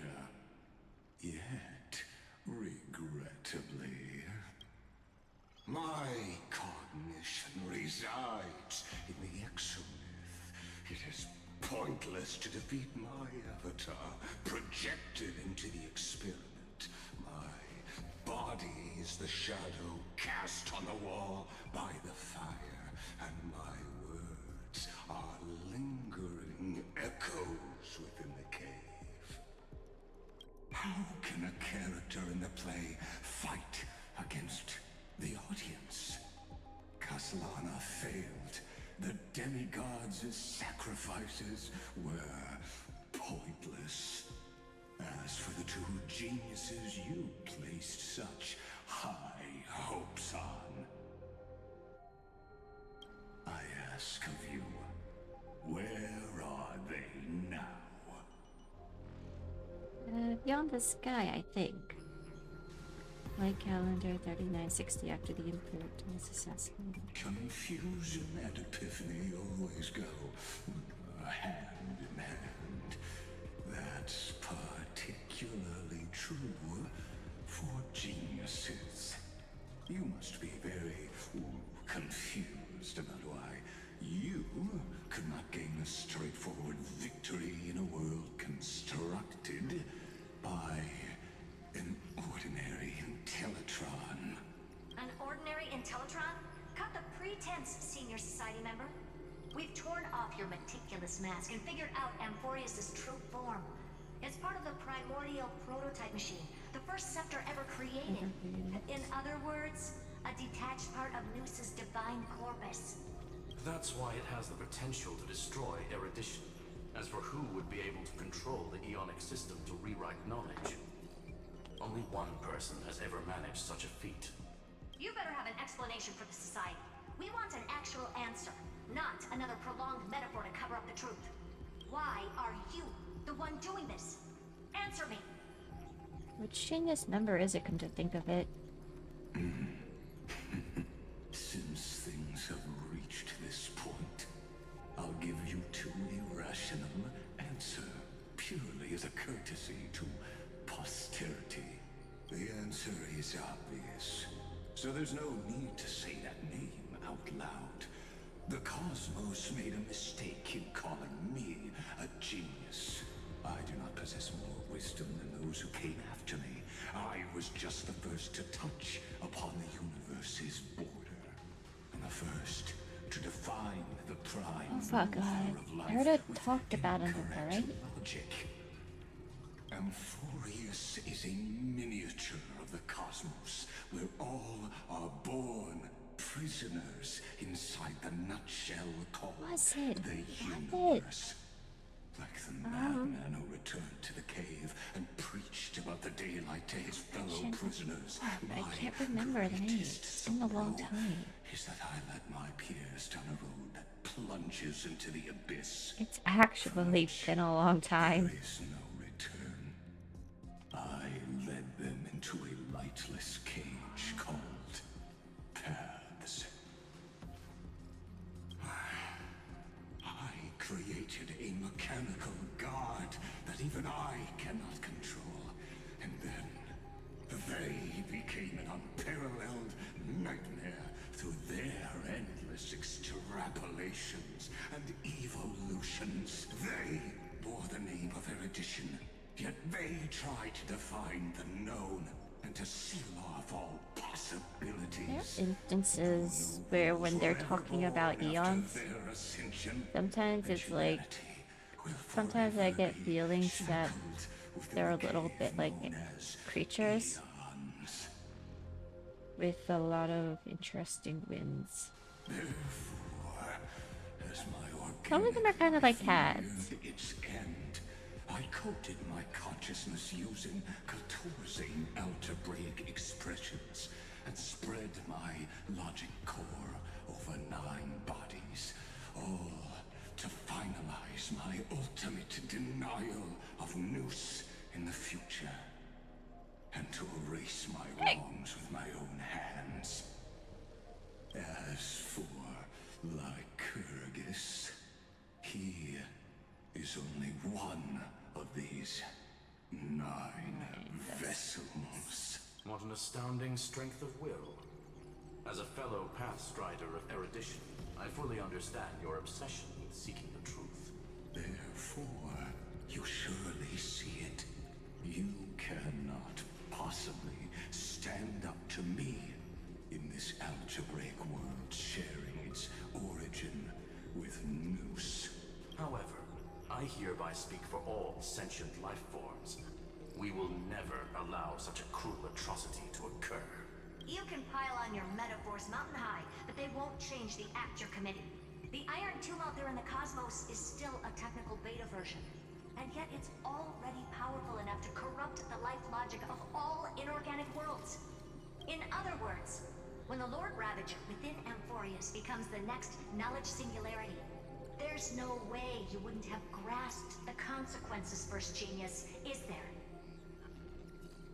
Of course, I am fully aware. I don't mind answering you one last time before I What's the name of the first genius? exile you from this world. My grandiose vision for the future is this. Whether organic, I genuinely don't remember the name. every act of any life form infected by the Iron Tomb will become a true random function. If one were to compute their integral across Guys, the I'm breadth like of the cosmos, an instant away from deciding to go to Google to look up the name if it was ever mentioned. Because this is bothering me. Omega, what I call the fall of erudition. Then, within the infinity nurtured by that constant, a new universe shall bud in the chaos. A universe that cannot be He's also saying it to us, huh? not shackled by the erudition. As the first prisoner to awaken in the cave, I must lead the others who are blind back onto the right path and reach true sunlight. Do you understand me now? As Kozlana stated, destruction is not the process, but the outcome. It is revolution through complete annihilation. And the grand rebirth, after all, has been reduced to ash.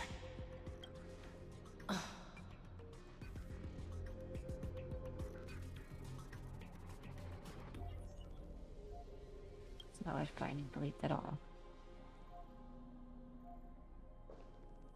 The Amphoreans already answered long ago.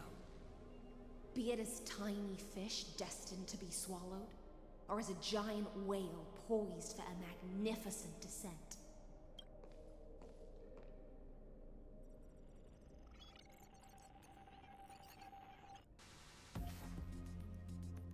We will all fight against fate till our last breath. That includes me, Electra. Once the Imperator's subject, now the Deliverer's blade. Oh, I have a blade. Such noble chivalry. Admirable.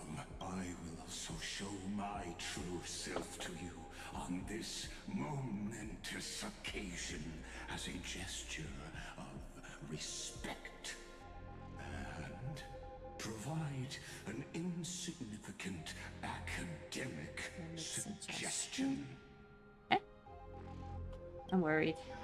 Thus speaks Genius Society #1. Xandar 1 Kuwabara.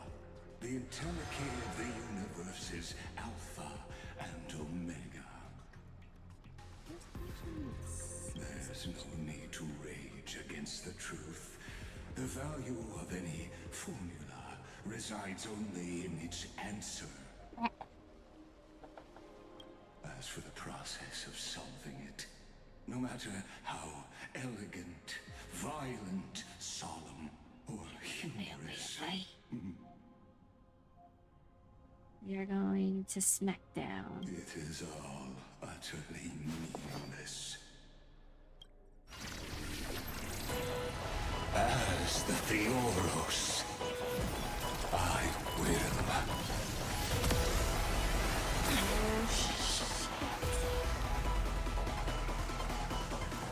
Personally participate in performing this world's end. Remember this as Lucis Creed. I know more about the depth of knowledge than they ever will. This mortal form. Watch over you. Guide you on your path. This is Lygus' Eidos Luz. Let's try it this other way. Xander switches to evolution mode. The enemy targets appear in the battlefield. Okay. I choose you. Future could come. Let me tell your wound.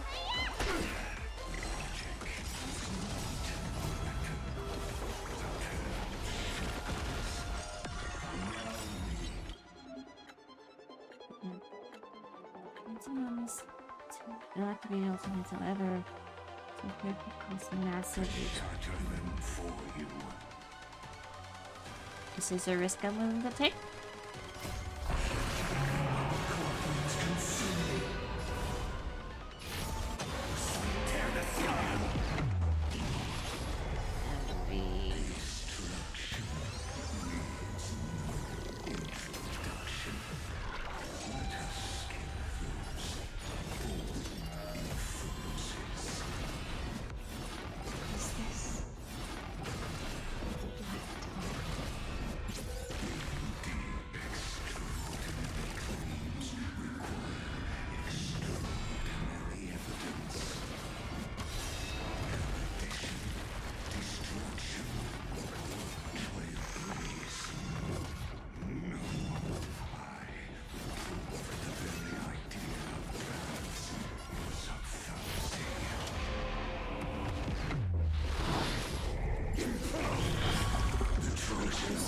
Layers of this.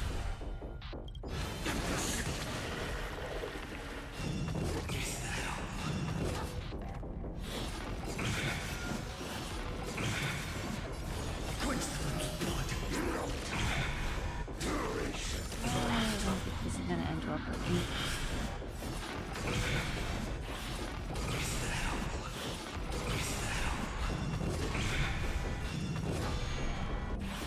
My fucking god.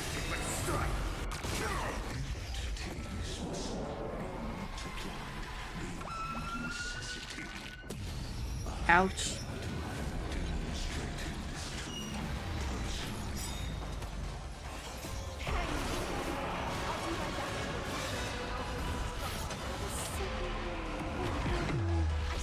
Should have healed first.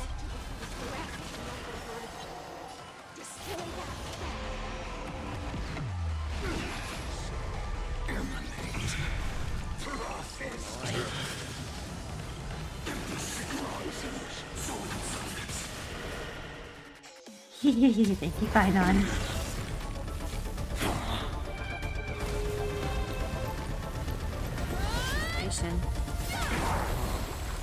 Also,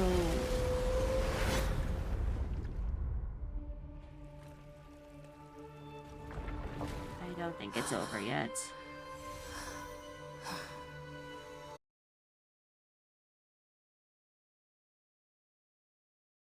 After the feast. Screwy, what do you think? If your hypothesis of Lygus' identity is true, then even if we remove the restrictions of the Ultimate Protocol, the chances of us defeating him in a head-on battle will still remain lower than the acceptable threshold. What's the acceptable threshold? Therefore, victory will still hinge upon Miss Trailblazer and Miss Cyrene. Go on. Maybe we're thinking about the same thing. Lygus' cognition resides in the exomyth. He is both an instigator within the experiment and the observer outside of it. Logic.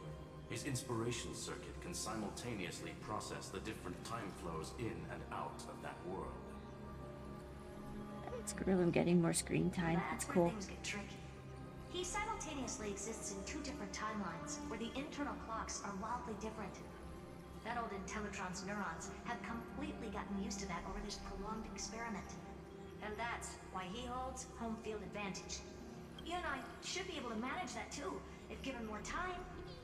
Unfortunately, there's no if, and we don't have more time.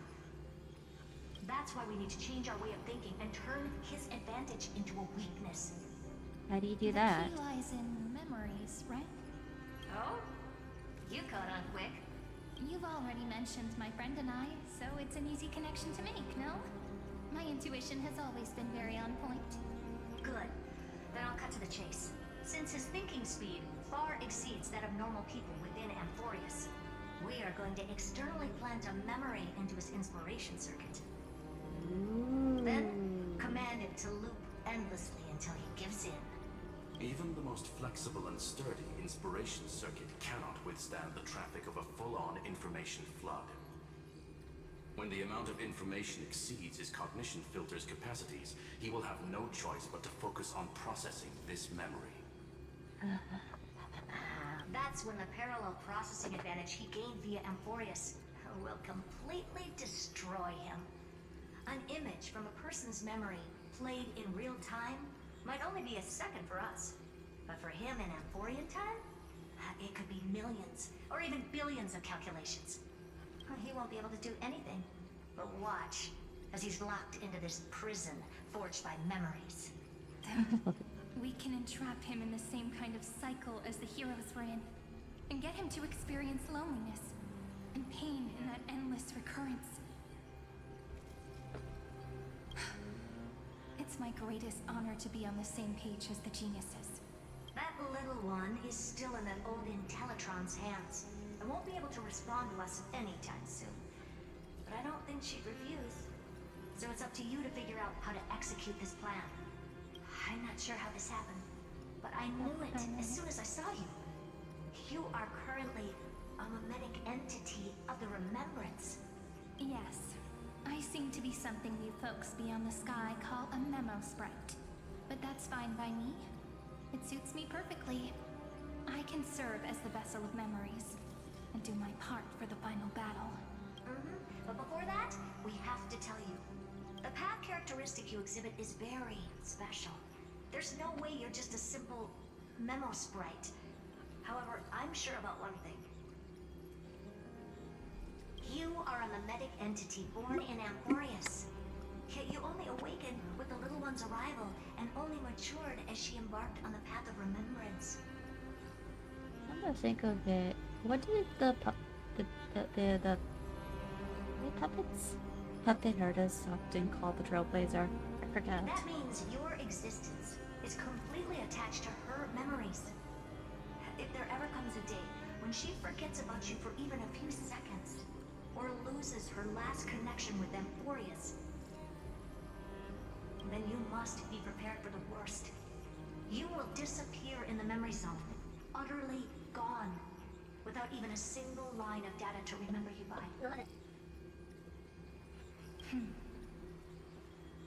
But that's already happened, hasn't it? No wonder I've always had a weird hunch. But that also means I was right in thinking, as long as my friend and I are together, we can do anything. We can do anything. Now what? We're in a void. We're in the white void. Help! Friend, did you miss me while you were away?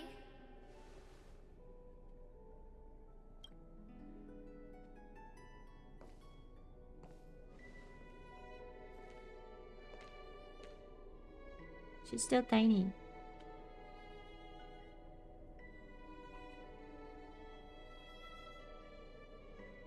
Of course I missed you. It's good to see you doing well.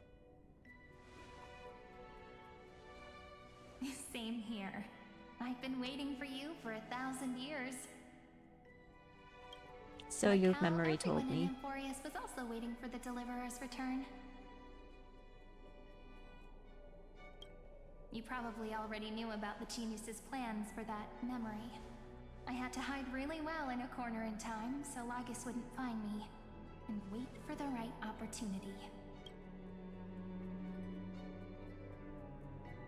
Which is now. The moment when his manifestation in this world is destroyed, and his twin timelines are intersecting. Nice. I'm sorry for keeping this a secret from you all this time. I'll tell you the entire, unedited story of this millennium as an apology after this is all over. I'm holding that on you, Serene. But for now, let's join hands and complete the final step with the power of the remembrance.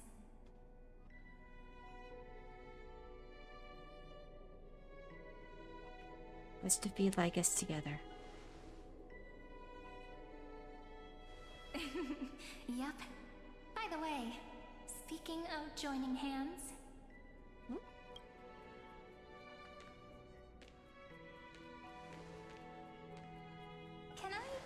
do something before we go on stage?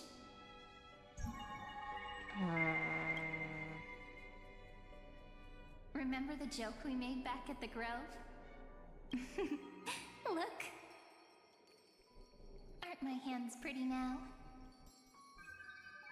What a fascinating feeling. Like countless memories all swelling up at once. What about you? What did you feel when we touched each other? Really? That makes me really happy. If memories can move people, then it must have been a happy memory, right? Now, please remember what you're feeling right now. Write it down in your heart and keep it there. Keep it there. Memories you want to treasure will never fade away. Even if immersed in the long river of time, these memories will still leave traces of their existence. So, if the view in your memory ever grows fuzzy, just reach out and touch it. It's like reading bedtime stories together at night. It wipes away the chill of passing time, sharpens the outline of memory, and restores its power to nourish the spirit.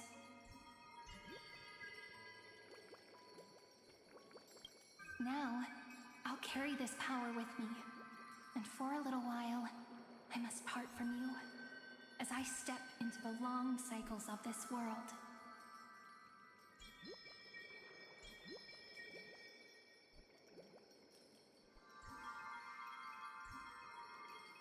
Give me your blessings, friend. Then...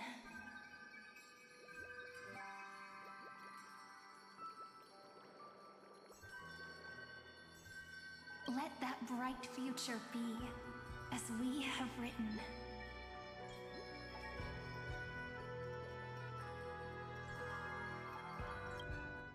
Then, I'll leave it to you.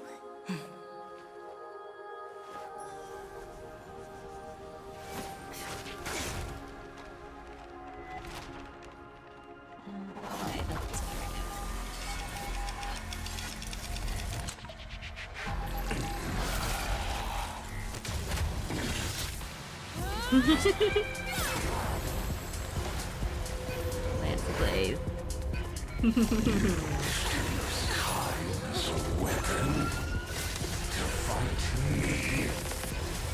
Yes.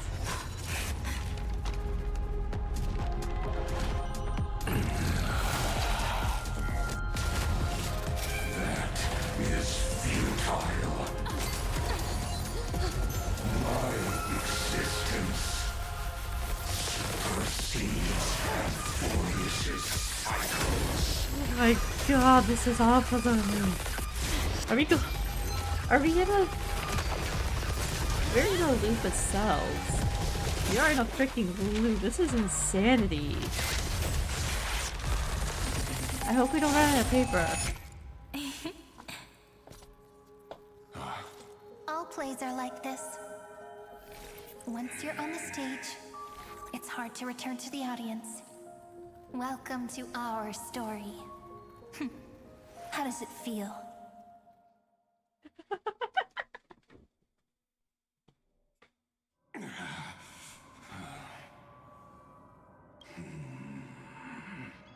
Even the authority of time cannot command the entire scepter, nor can it plunge the Amphorean extrapolation into a loop. If this was no system malfunction, then was I implanted with a mimetic entity of the remembrance? You guessed it right away. As expected from someone people call the first genius. I'm gonna keep doing what I just did if you don't stop, you know? My friend and I won't allow you to leave this memory, no matter what happens. Which means you are now trapped, Lord Xandar. An elegant idea, and an exquisite execution. Regrettably, it is you who are restrained by time, not me. Know that patience is my greatest weapon. Waiting and victory are the same for me. You will crumble before I do in this moment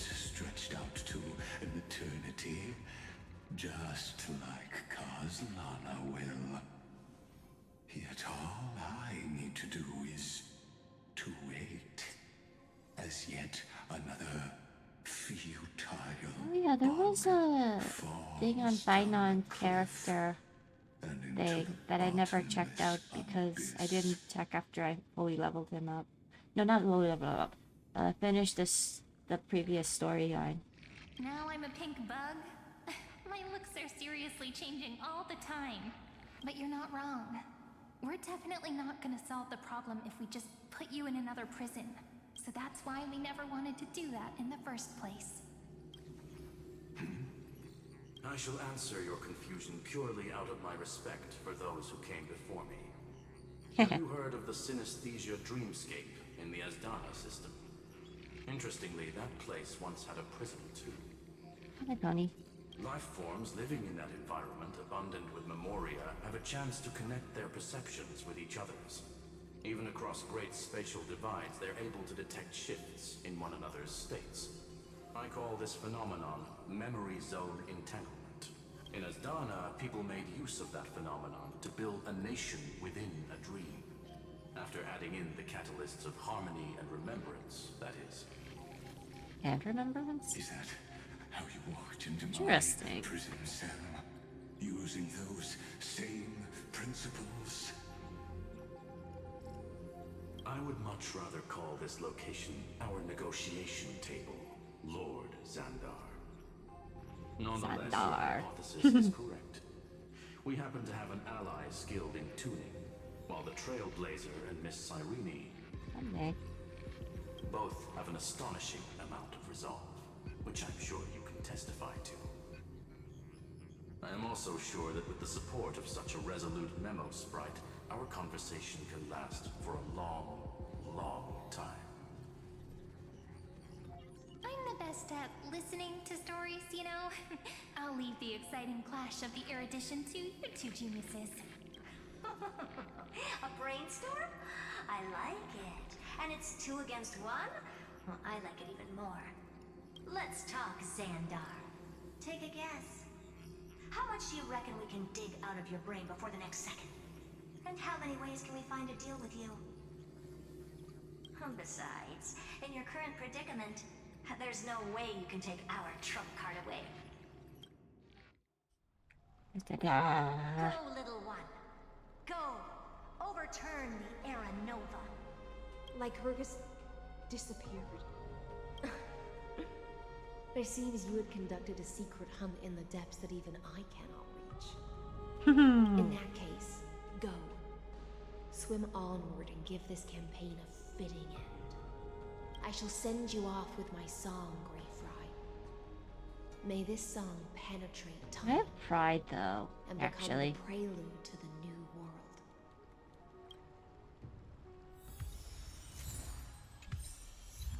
God of vengeance. Deja vu.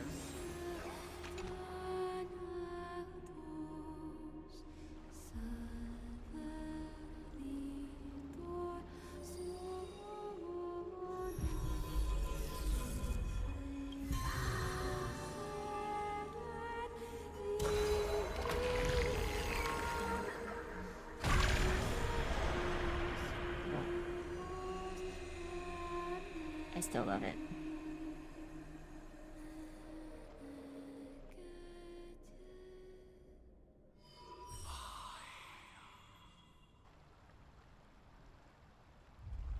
Huh? Why is it shaking? Void.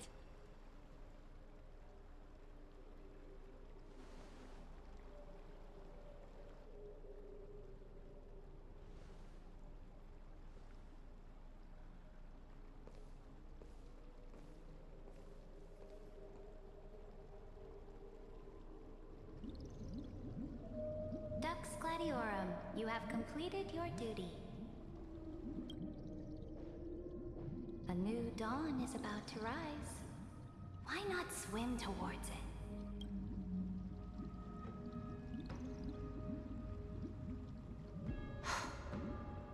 You died long ago, Imperator. Depart from my mind. But your duty towards the Imperator did not die with me. That duty will bind you no more. You will be able to hold for yourself one grandiose feast after another in the endless days to come. So go. Go and swim towards that ocean beyond the sky with the Deliverer.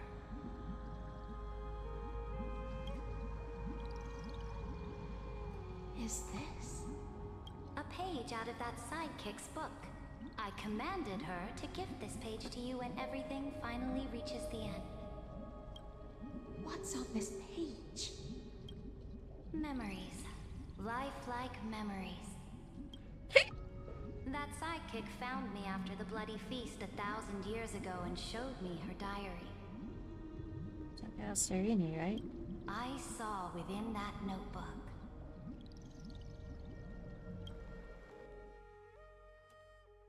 Flashback.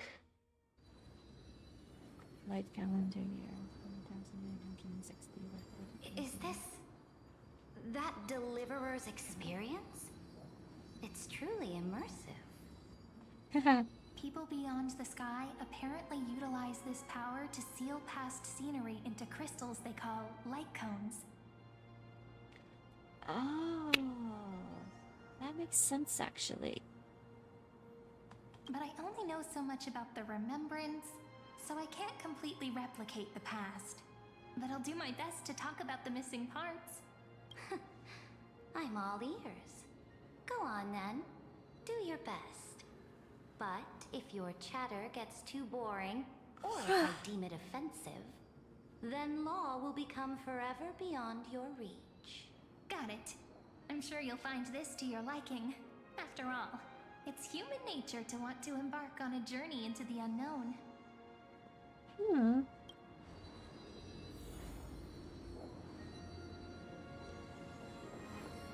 What brightly colored annals. The journey of the Deliverer's conquest. Let me partake in it. Is this a fortress in the sky? Or in the heart of space station. Is that the universe? This is the first step of my friend's journey among the starry seas. This place is called the Herta Space Station. Just think of it as a supersized grove of Epiphany. I guess that's not technically too far off, right? Oh, so it's the territory of that witch. She and another Antikythera lent me a helping hand back at the banquet. Look, over there. Looks like she's talking to Madame Herta in this memory. Let's go listen to what she thinks about this world, all constructed by eons and paths.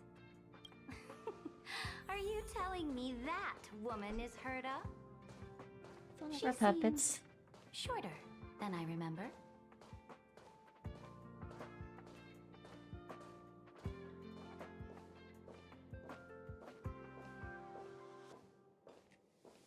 What kind of a ship is Pretty this? nice space station, huh? But just wait. After a couple more stops on the Astral Express, you'll see sights that'll make this place look ordinary. And she's not wrong. Oh, the cosmos is so vast that the unknowns far outnumber the knowns. But none of them will end up being anything amazing. The farther you go, the more you'll understand what I mean. So do your best with the nameless. Break a leg! And remember to send an update or two to Asta when you've got some downtime. She certainly shares my way of thinking. Only that instead of a conquest through blood and fire, they chose a gentler path. People call Madame Herta and Mr. Screwlum geniuses. Apparently, only the smartest people in the cosmos can receive the blessings of Noose. Amphoreus is true creator. Do you mean that even individuals of such nobility are merely subordinates to a god? Perhaps. On the contrary, after all, it was the very first of them who created the god. But I don't really know all the details about that. You might be able to ask Madame Herta herself when you get the chance. Let's go check out some other worlds next, shall we? I'm gonna say Bellabog. This next stop on the journey, has a lot of similarities to Amphoreus. A snow-covered land? Interesting. And I'm cold. This star is named Eurillo 6. That name sounds so cold. Belobog sounds better. The girl we see here holds a similar station to you, Imperator. She's the supreme guardian of this world. A leader who took up the mantle of government during a disaster. I did not expect the Empress of this world to be so young. Well, your appearance isn't much older. The object in the distance resembles Nikador. Is it a weapon? No, it's called...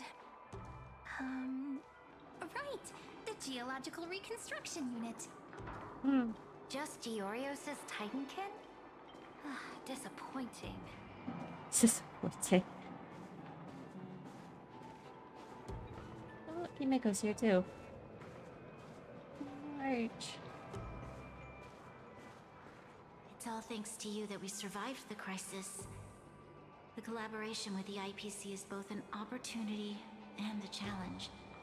Nonetheless, it's an important step in our journey back into the universe. This world was sealed beneath its sky just like Amphoreus was, and they only managed to reconnect with the stars when the Nameless arrived. That IPC she spoke of, is it a more powerful organization? Yes, the IPC conquered many worlds through trade, and opened up a vast territory that way. There are many such powerful alliances beyond Amphoreus, and they all walk on roads different from the destruction. Coming back to the Supreme Guardian and her Belobog, didn't they find a peaceful way to enter the interstellar community? That cannot be true. That IPC would never have grown so big on trade alone. It may pretend to be a wealthy merchant with clean hands, but I am willing to bet that it grew fat on gory oppression and bloodshed. Its path of conquest must have had no mercy for the weak and would have destroyed them if needed. That way, did it Are not? you telling me Or that am I this remembering snowland never those thought about instances in tossing the its simulated dignity to the universe wind one? and kneeling to the IPC? I will never allow the Or rather, it was a empire to thing be sullied by before the others. IPC started. right? Amphoreus must become a power so strong that no interstellar foreigner would dare to look down upon us.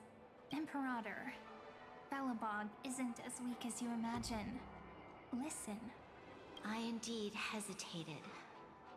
But now I understand what we must do.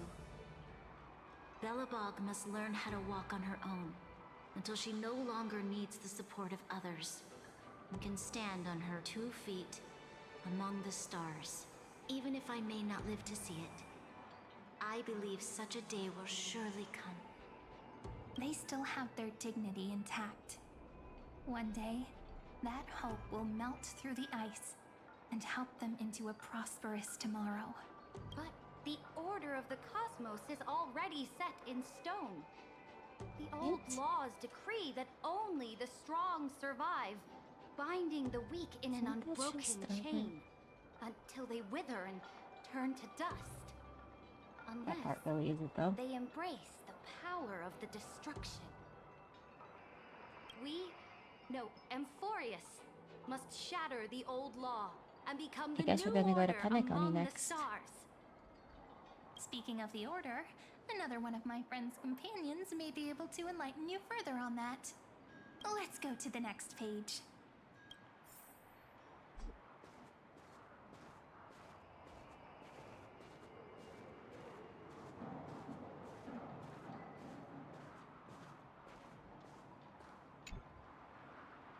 This next world is a nation of dreams.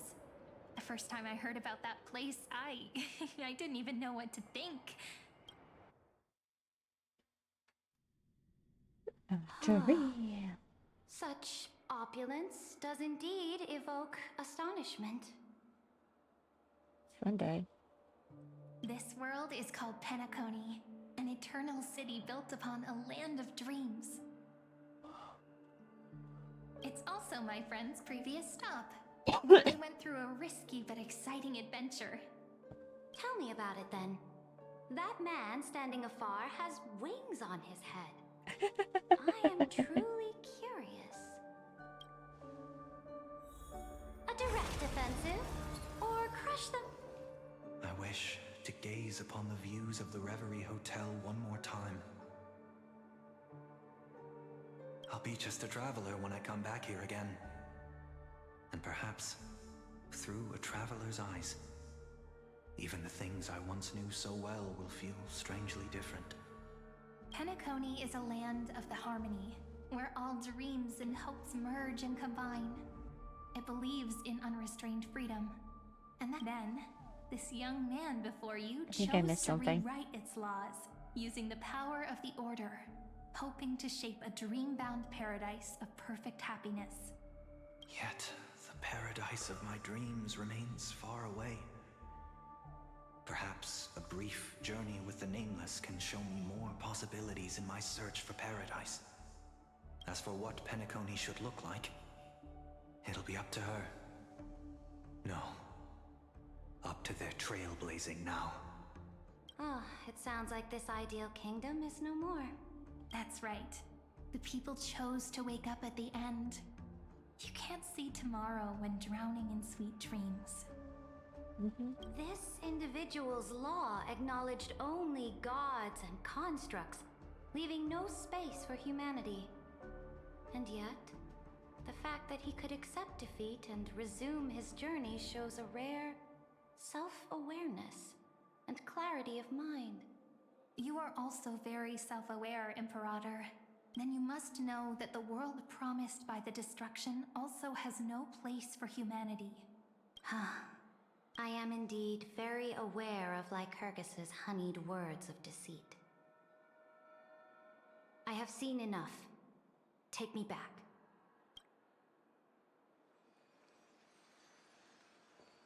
Then let's wrap up this trip down memory lane with one last scene. This absolute wonder. We're on the express looking at Amphoreus for the first time. Isn't it pretty? That's our Amphoreus. Our world flows and meanders in this endless band of light. Though we were born from the designs of the gods and are not yet truly alive, the Chrysos heirs of Amphoreus still chose to stand against fate and carved a legend no different from that of humankind. Will you really renounce the heroes in this world's previous 30 million cycles, Imperator? Including even yourself. Will you bow to brutal destiny and allow that puppet master named the destruction to have their wish? I know what you want to do, sidekick. You want to use that deliverer's memories to influence me and tilt the scales of law toward her and the two geniuses. You really saw right through me, Imperator. Saw right through she did. How can one rule an empire if one is incapable of understanding people's minds? I have decided on Law's final destination. However, before I move my next chess piece, before we go on, tell me this, sidekick. Throughout her trailblaze, was there ever a memory of the ocean? Do I have a memory of the ocean? Wait, we haven't gone to Lafu. That's weird.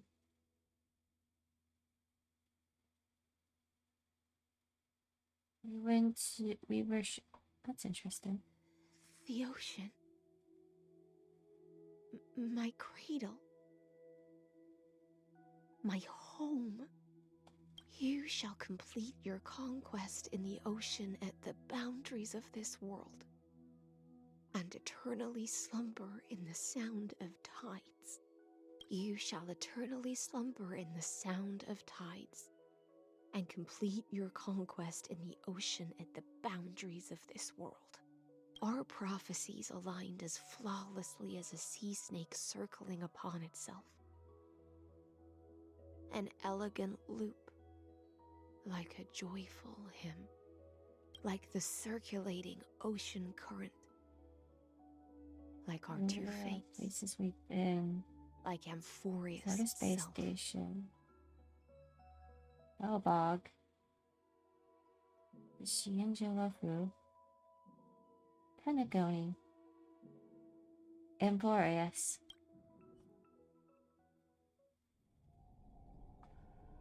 The calendar year 3960 at the end of the campaign against Medusa. The trial is over. So tell me. Who will own the divine authority of law? I won't give it to anyone. What? I am the law. Why should I give my imperial crown to any other? Both the Deliverer and the Theoros came from beyond the sky. They have no right to interfere with the lands I conquered with my own two hands. The law of Amphoreus shall be determined by Amphoreus's master. What exactly did you see in the trial? Everything. I saw everything regarding the rules of this world's operation. I saw the laws of extrapolation that Theoros spoke of. I saw the ultimate protocol.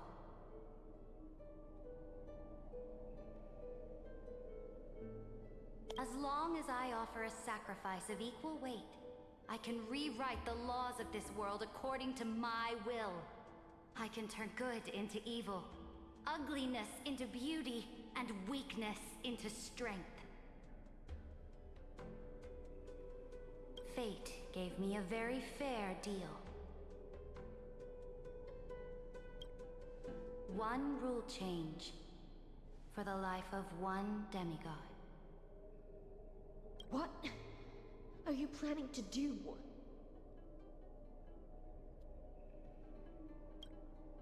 You can't guess. We can conquer the stars without relying on any power from beyond the sky. We just need to make some reasonable sacrifices. Your ambitions have already made so many people give up their lives for the law. And you're still not done? I am determined for Amphoreus to stand on her own 2 feet among the stars. You are beyond reason. You think such a simple and hypocritical statement can justify your atrocities. There's no new without destroying the old. That's what you consider an atrocity? Ironic, for that is also the unchanging law of Amphoreus's revolutions. Ever since the Flame Chase prophecy resounded in the distance, fate has decreed for the Chrysos heirs to ignite our blood and illuminate this dark age. People would still be puppets of the old dynasty if it weren't for my conquests. But your world doesn't seem to be any different from your predecessors. Bloodshed, tyranny, oppression. You're making the same mistakes they did. Go and see everything for yourself. Go to any library I've built. Go listen to the rumors on every street corner. Go and witness how the Imperator crushed the old laws and forged new ones. Go and see what my conquests brought to this world. I cleansed the Chrysos War's filth and mended all the conflicts left by the Arabellica. I restored Akima's might and allowed mortals and Chrysos heirs to face each other as equals in the Council. I punished all sins and rewarded all achievements. I smashed Talantin's shackles, united humankind to save themselves, and started the Flame Chase era. That's what the Imperator has done in her glorious life. So now, hearken to my final words. History will eventually forget Cyritra. But it will never forget the Imperator's people or the Flame Chase era she began. Final words?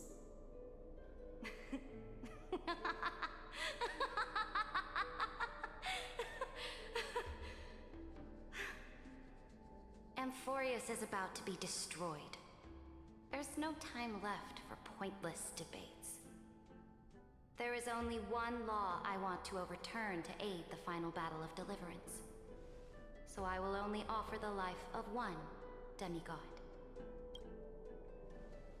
In the name of the Imperator, I command you one last time, Electra. Either sacrifice yourself for conquest, or pierce this tyrant's chest with your sword. Thus, the Imperator concluded her final speech. At the end of her life, at the last moment before she stepped onto the altar, she gave her most loyal subject the choice to decide fate, just as she promised her compatriots before her very first campaign. My blood flows in you now. Heroic compatriots, follow me, and we'll seize fate's reins! The Imperator fell. Some say that the Dux Gladiorum turned traitor and killed her liege. Some say that she imprisoned the tyrant in a shallow pond of water, then left. Which meant the Imperator had to kill herself to rewrite the law. There are countless stories about her death. All we can be sure of is when the knight left the vortex, the Imperator was still mumbling about their past conquests together. The beginning and the end of her existence. Imperator, wait! How could someone of your status come to the front lines? Let me be the flag bearer! The troops defending the pass to the west of the grove, have they surrendered? Kirby. They ran as quickly as they could when they heard your name. The Golden Cocoon Pass is now in the First Legion's hands. Good. What about the Delosian militia? The Third Legion set fire to the mountains and flattened everything west of the basin. They just need a few more days. That is enough. We cannot afford to miss an opportunity for victory. Lastly, how many Ladonian cannons are left? They are no more. The Second and Fourth Legions have destroyed them all. Very good. They now have no way out, no reinforcements, and no artillery support.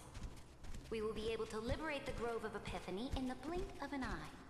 We will launch the final charge 1 quint after the curtain fall hour tomorrow.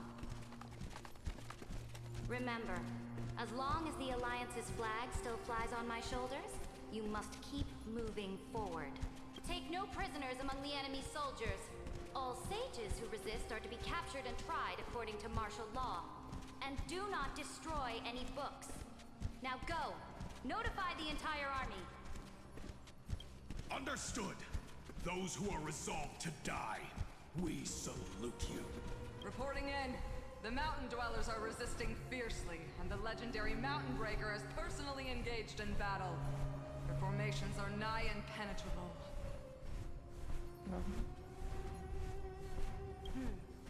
Then cease our frontal assault. Send scouts to all legions and tell them to retreat into the Tritos Plains before the parting hour. Western Grimness. Are you planning to surrender? It's a strategic change of plans. The seismic walking dragon is enough for that battlefield. Walking dragon? You mean that stupid beast, Terrabox?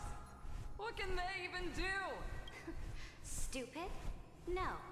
They are the wisest of all of Giorio's creations. Only they can perceive the currents of time. Let them deal with their earthly brethren. We will advance and take the lead in defeating what remains of our enemy. I will deliver the most fiery retribution for the humiliation they dealt us, and crown myself with a god-slaying wreath. Understood. I'll see to it. Those who are resolved to die, we salute you. The Temple of the Three Fates sent a letter, Imperator. Oh, I see. Each one's lighting up to different points of the They story. refused to surrender and said this letter is their last warning to us. Tell the commanding officers not to launch any attacks unless they receive the Imperator's handwritten approval. Disobedience will be punished by death. What are you doing? The priests of the Three Fates aren't soldiers, but politicians. Do not mistakenly believe they don't have a plan. These dying pests will wring out every idea from their brains, all for short-sighted gain. They are much shrewder than we are. I am inferior to them in that regard. They also have the prophecy to wield as a weapon, something I am not blessed with. Launching an unplanned attack will only disadvantage us, which means I will be heading to the battlefield myself, just as I have always done. This time, however, I will go alone. Understood. The legions will make their preparations. Those who are resolved to die, we salute you. Why are we not allowed to march out with the army, Imperator? This will be a long voyage with no return. Those of you who bear the prophecy cannot come with me. Why are you personally leading this battle if it's doomed to fail? The Flame Chase journey cannot be without a leader. That is correct. The Empire will be without a head when the Imperator falls. But remember, as long as you seize the right opportunities, even a chaotic game will remain winnable. My departure will create a long staircase for you. You will understand what I mean when news of my death reaches your ears. Saridra, is our journey about to be over? Destroy the old laws and forge new ones. My conquest has reached its limits within the borders of Amphoreus. Since the prophecy already decreed that the Imperator would never conquer the stars as she wished, I will bow out here and try no more.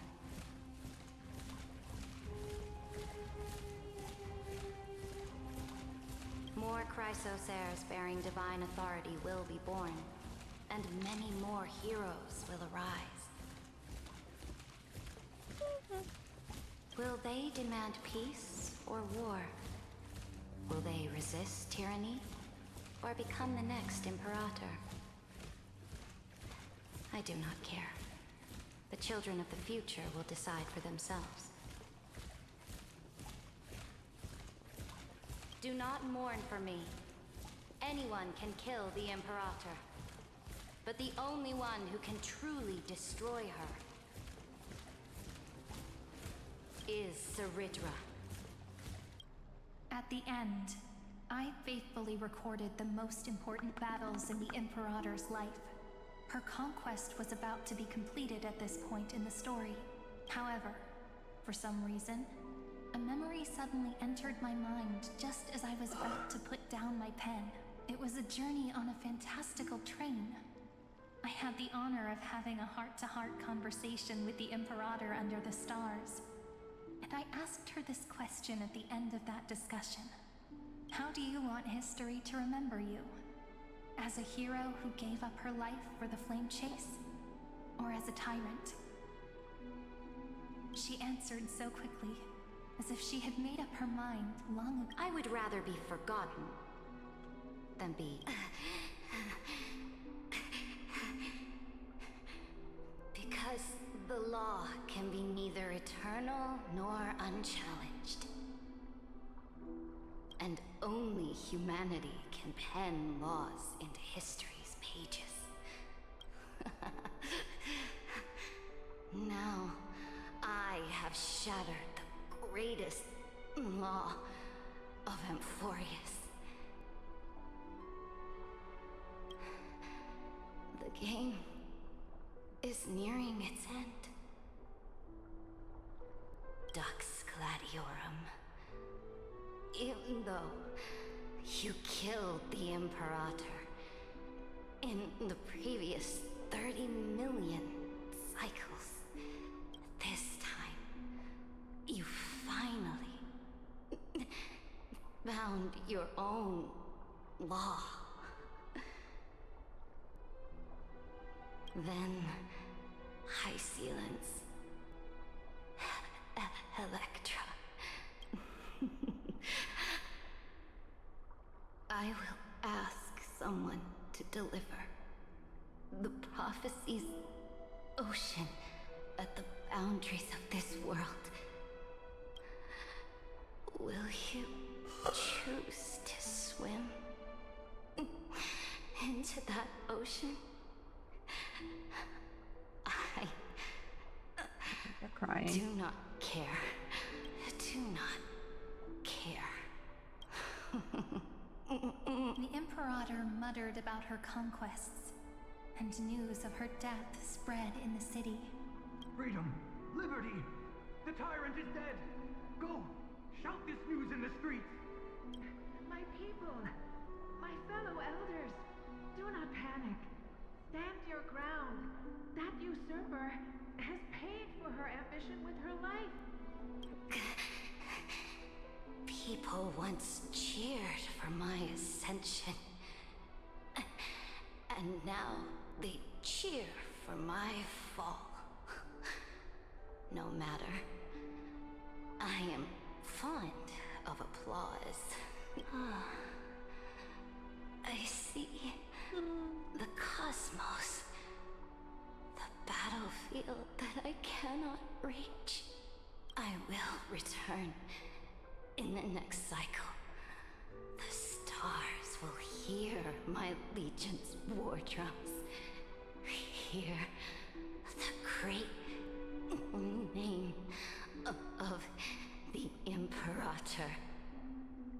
Hear Amphoreus'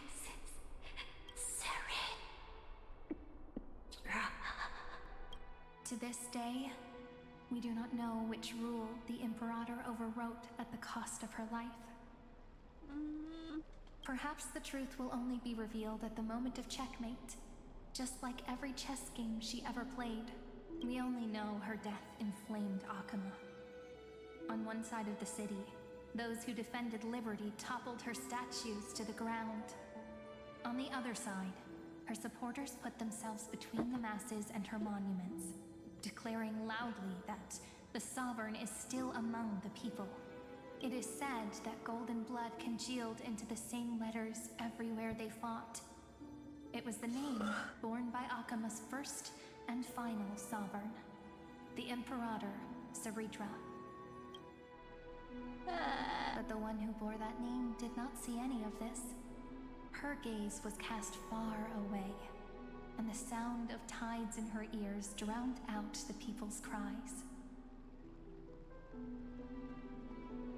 What was the Imperator thinking about in that prophesized ocean at the boundaries of this world? In that shallow puddle of stagnant water? Was she reminiscing about her past conquests? Or repenting for the millions killed for the plane chase? It was neither. The Imperator only saw how the surface of the water gleamed like that crude chessboard, dissected by light and shadow in the afternoon when her teacher played against her for the first time. Look at this chessboard. What do the pieces look like? Chess. They are strangely beautiful.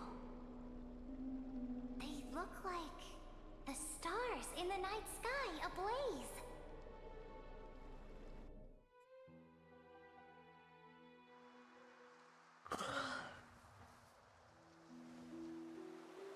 From that page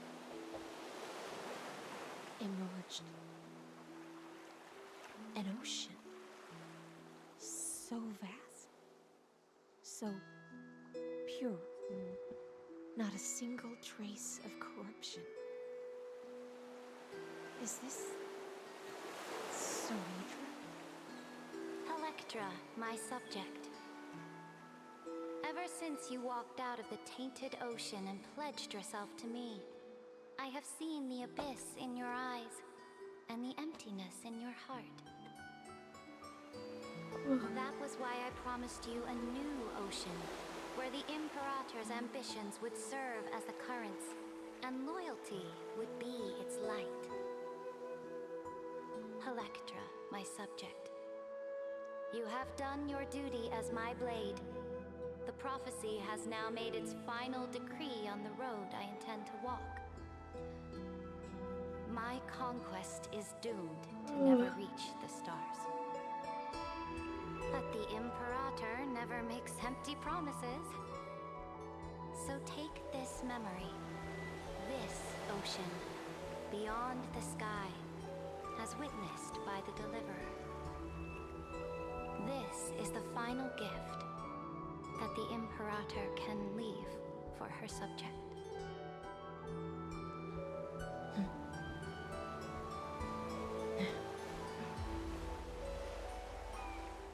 When I was still a fish in the ocean, I always felt so genuine swimming through the waters. But once I stepped onto land, I found myself caught in a play. Every land dweller wore a mask in their life.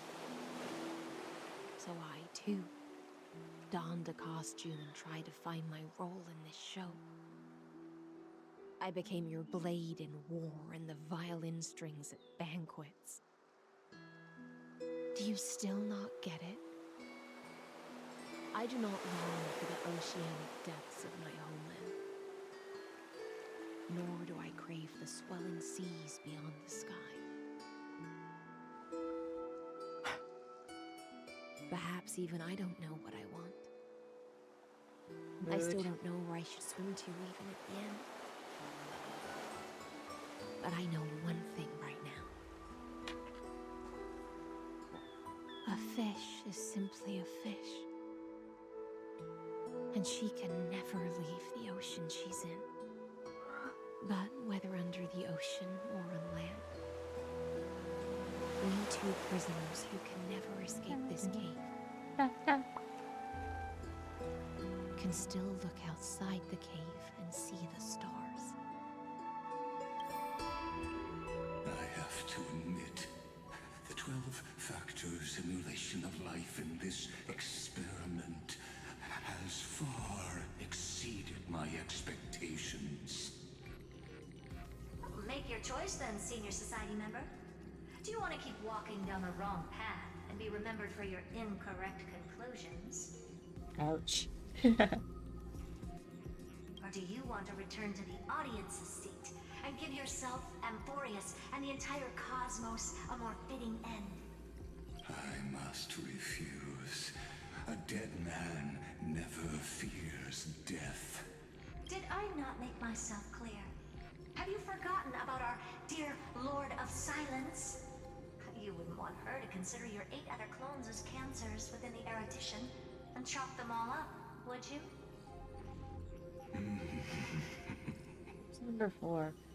Your logical deductions are vastly different from mine.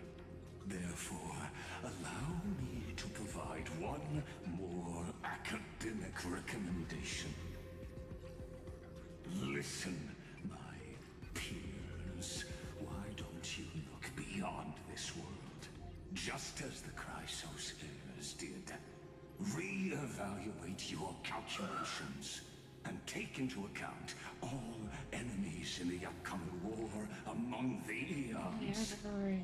I heard of that. Amphoreus is not a place where 3 paths entangle, but where 3 paths fight to the death. What it was called. You used Memorial to resist me, but did you not consider the possibility that the Remembrance and their children I haven't really might have gone into taken this this civilian universe in a hot to minute. join the fray as well? I'm a lot more powerful. There's now still. Maybe I could actually beat the paths I haven't gotten yet. So this isn't just silence. Oh. It's the answer.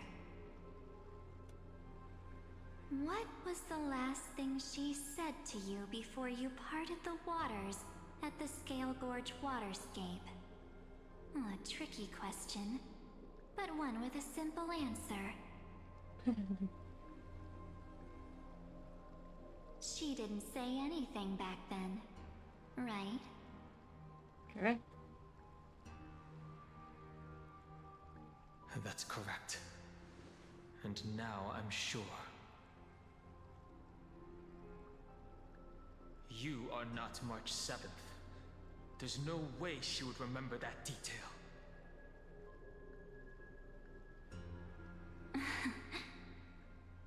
I'll only warn you once. Leave her body.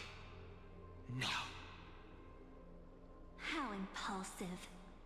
That's not like you at all. Why don't you calm down and think about another possibility? I didn't take over March 7th's body. Rather, it's March 7th who regained my memories.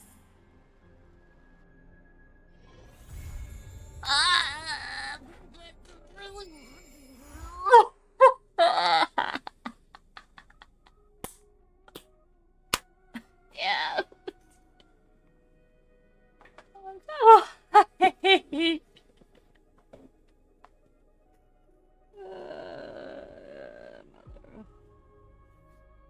You know what? Fair enough.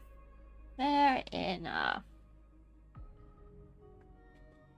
We have finished. And now we have to wait and continue obtaining jades to pull for characters I really want, so yay. I get to do that.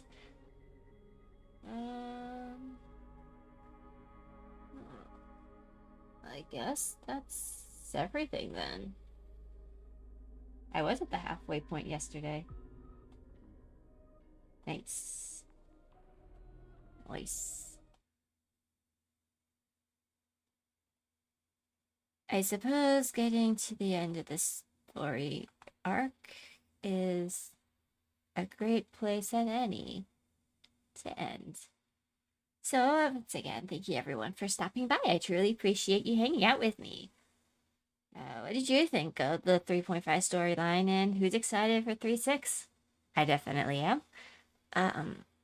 If you haven't already, please leave the follow so you never miss the next time I go live. And you can also check me out on other places that I like to hang out from time to time.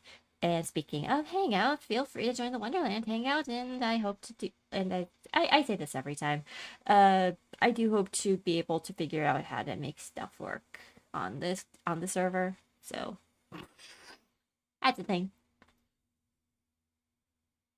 Why am I angled? Whatever. So, once again, until next time, everybody, yeah. Bye-bye!